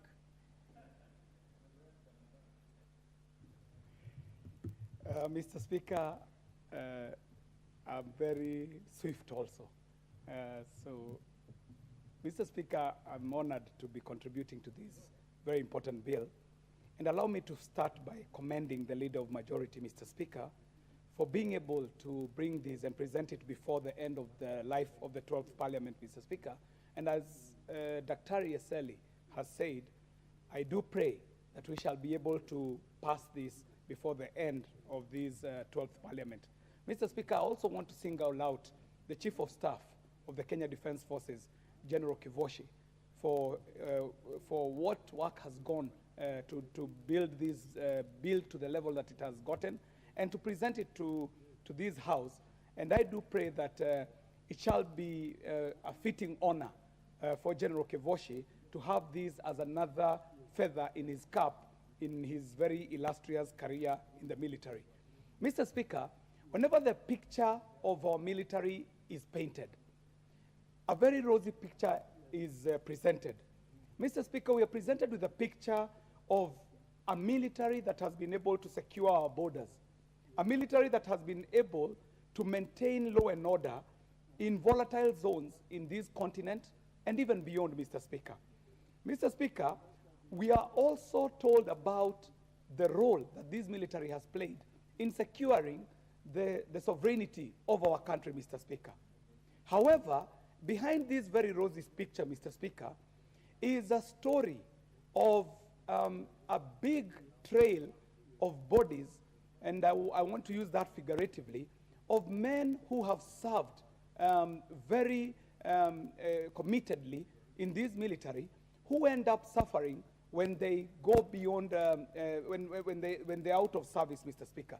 So in that very sense, Mr. Speaker, I do believe that this country is in order to bequeath a bill that checks into the welfare of these military officers when they're in service and beyond. Mr. Speaker, we know the contribution of the military, even beyond affairs of war and peacekeeping, Mr. Speaker. I will take an example of the discipline that you, Mr. Speaker, would understand very well, a discipline called strategy, Mr. Speaker. Whether this strategy is being drawn for political science needs, Mr. Speaker, or whether it is a marketing strategy in the field of the arts, whether in the sciences or in the arts, strategy as a discipline is actually borrowed from the military, Mr. Speaker. The military has made contribution beyond securing volatile areas in the area of research, Mr. Speaker. Research in places where the military is well developed, giving an example of jurisdictions like America, the military contributes heavily into the research that goes into anything that you can imagine, all the way from medicine to technology in construction and beyond, Mr. Speaker. So the military as is a unit of society that gives contribution beyond their core duty, and as such, I do want to support this bill because it is a bill that seeks to improve the welfare and secure this welfare of our veterans. Mr. Speaker, I stand here to celebrate that there is a need to secure these veterans. And this bill is offering an opportunity for this country to offer some good health benefits, Mr. Speaker, to veterans who have served in our military. It is giving an opportunity to give these, to secure their health, as Daktari has said, not only for their physical bodies, but even in issues of mental health, Mr. Speaker. I want to celebrate that this bill seeks to ensure that people who leave service, Mr. Speaker, are going to have meaningful engagement after service, Mr. Speaker. I want to celebrate also, Mr. Speaker, that this bill identifies the dependents of the people in service and realizes that these are the dependents are going to be depending on officers even beyond when they have served, Mr. Speaker. So, Mr. Speaker, I think that it was a good idea that we were able to put in this new body in the name of the Military Council, because, Mr. Speaker, this is one of the big things that I'm celebrating in this bill. Mr. Speaker, I'm hoping that this Military Council shall be tasked with the duty of formulating policies that secure all the things that I have said in my foregoing contribution, Mr. Speaker. Mr. Speaker, I celebrate the idea of having a Defense Forces retirement home, as has been stipulated in this bill. Mr. Speaker, without taking much time, I would just want to make a contribution on a build that I think would also be important on this bill, and I shall be bringing this in the third reading, Mr. Speaker, hoping that I shall get the assistance of people who understand this field, so that we can be able to celebrate veterans beyond the military boundaries, Mr. Speaker. The military in Kenya has instituted ways of decorating servicemen who serve with honor and dignity, Mr. Speaker. However, this decoration only lives within the boundaries of the military camps, the barracks, and so on, Mr. Speaker. That we as civilians out here never quite celebrate our military. Mr. Speaker, the build that I shall be seeking to put onto this bill is that as we are building the new Hall of Fame at the Uhuru Gardens, Mr. Speaker, we can have the military celebrated beyond the boundaries of the barracks and have civilians recognize some of the veterans who have served this country in an exceptional way. Mr. Speaker, I want to single out the case of General Mahmoud, for example. General Mahmoud in the military circles is understood as a man who changed the course of history in this country on that fateful day of August 1, 1982. However, Mr. Speaker, beyond the military recognition that he got, very little is said outside here in the civilian circles, Mr. Speaker. So I do believe that in the third reading, I shall be able to formulate a build that will identify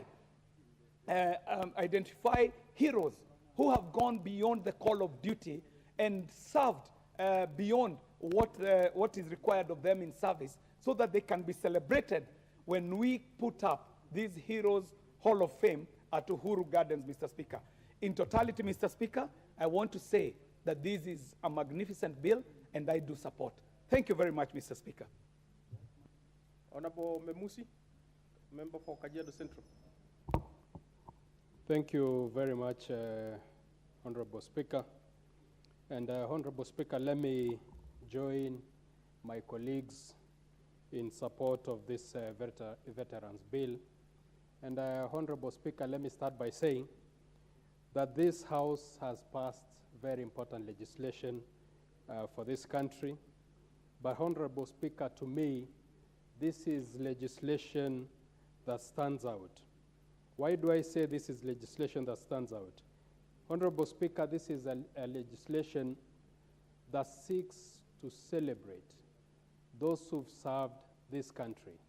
And Honorable Speaker, as a country, we have a tradition of celebrating those who've done well for this country only when they are no more.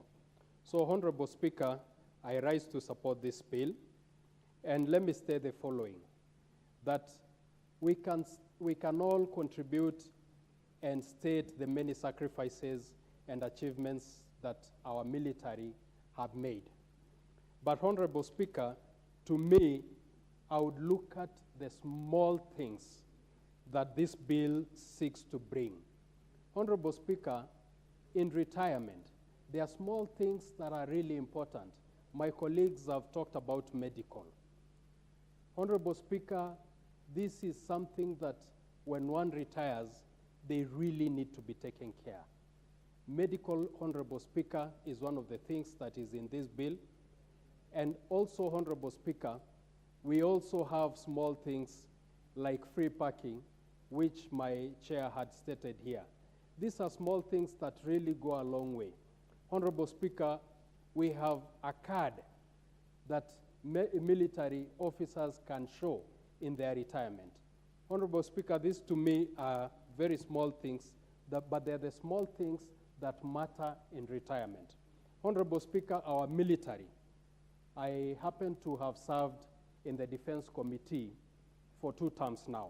I served in the 11th Parliament, and I'm still serving in this Parliament. I've had a close interaction with our military, Mr. Speaker. And I can tell you, when people say that we are going to militarize institutions in this country, and they say it as a criticism, Honorable Speaker, I would say if it is possible, let us militarize all our institutions, because these people have shown exemplary performance in every task that they've been given. My chair had talked about KMC, for example. KMC is an institution that had gone to the dogs. It had gone dead. But Honorable Speaker, when this institution was handed over to the military, they've revamped it. It is now serving us. And coming from a pastoralist community, I know that this is an institution that will uplift the livelihoods of our people. Honorable Speaker, when young people join the military, it starts as a job. But when they get into it, they realize that this is not just a job. Because most of us, when we are seeking jobs, the things that we think of is comfort, the things that we think of is financial gain. But in the military, Honorable Speaker, you forget about these things. You forget about your comfort, you forget about remuneration that you think will make your life better. It ends up being a sacrifice. Honorable Speaker, there's a lot we can say about our veterans. There's a lot we can say about our military and the sacrifice that they go through. But Honorable Speaker, let me say that I stand to support, and I thank the Leader of Majority for bringing this bill. We've gone through it as a committee, and we also thank our military for the valuable contribution that they gave when we were looking at this bill. So with those few comments, I rise to support. I thank you. There being no other interest to speak on this, Honorable Majority Leader, you may reply. Thank you, Honorable Speaker. Honorable Speaker, again, I'm a very excited person today, because even as Honorable Kanaraso was making his contribution, he actually did remind me of my own connections with the military. That he talked of a ship that was, destroyed in 1942, and I know that on the 12th of February, 1944, there was a ship had sailed from Mombasa to near the Maldives on the way to Colombo then, which is now Sri Lanka. And this ship was carrying 1,511, passengers on board, including just about 1,000 Africans who had just been taken from the King's African Rifles. The ship was called the Hedive Ismail. And this ship was then torpedoed by the Japanese at 2:30 p.m. Now, I'm quoting those details because they were written by my father, who was one of the 207 survivors out of the 1,511 who were on that ship. And then he proceeded to go on to fight in Burma and India and came back. So perhaps I would know if the Japanese, if we had not survived, I would not be here, or I've been here in a different form. Courtesy of my mother, probably would have moved on to somewhere else.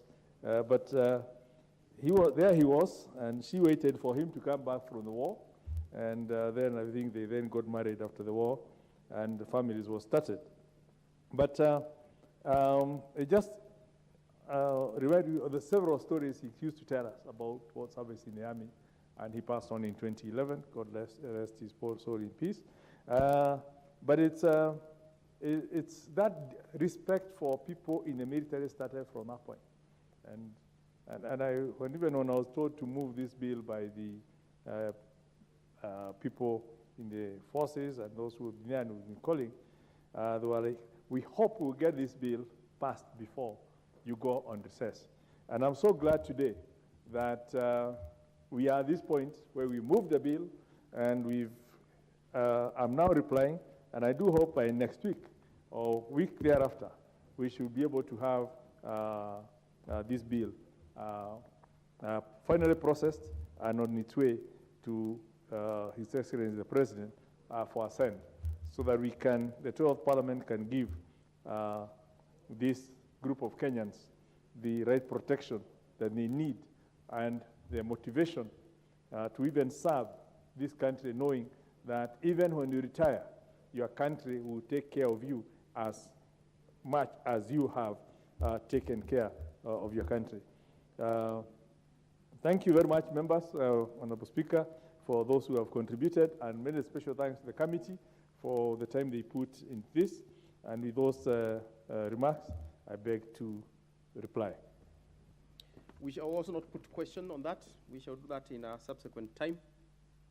Let us proceed to the next order.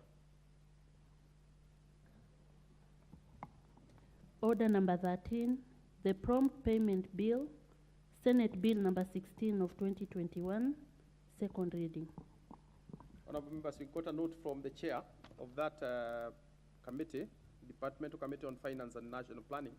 I'm told they are actually working on the finance bill. So we shall defer that particular agenda. Next order.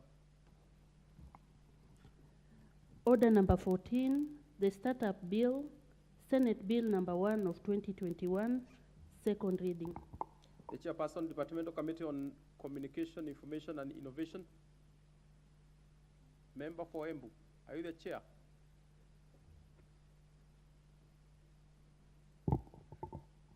Thank you, Honorable Speaker. I stand to request for postponement of this second reading, because this startup bill was a Senate bill and was published on the 9th of February 2021 and passed by the Senate on the 3rd of December 2021. The principal objective of the bill was to provide a framework for entrepreneurship and be able to tap on the talents in Kenya and also on the capital. So, Honorable Speaker. So, Chair, are you moving or you are seeking deferment? I heard you saying you are seeking deferment. I'm requesting for deferment. I just wanted to explain why we are deferring, because okay. Yes. Okay, just for record, yeah. Please proceed. Yes, we had considered the bill as a committee, but there were issues that came after we did the public participation. We got comments from the National Gender and Equality Commission, and we haven't been able to process that, Honorable Speaker, and we are considering that if you allow for more time, we shall be able to conclude and table our report on the same. Thank you, Honorable Speaker. Fair enough. That agenda is deferred. Next order. Order number 15, the Mung Beans Bill, Senate Bill number 9 of 2020, second reading. The chairperson, Departmental Committee on Agriculture and Livestock. Majority Leader, you seem to have a word, you don't. Okay, the chair isn't here, and he hasn't said. where he is, so we shall defer that agenda. Next order. Order number 16, the County Boundaries Bill, Senate Bill number 20 of 2021, second reading. The Chairperson, Departmental Committee on Committee Justice and Legal Affairs. That chair isn't there as well. So, yes. Yes, what is it, KJ? You have something to say on that. Are you moving? No, Mr. Speaker, I'd just like to bring it to the attention of the House that the committee is still considering this bill, and I do believe that if it is given consideration for a later time, it would be good, Mr. Speaker. Thank you very much. Fair enough. So that is deferred. Honorable members, there being no other business, the time being 6:13 p.m., this House started adjourned until Wednesday, 11th May 2022 at 9:30 a.m.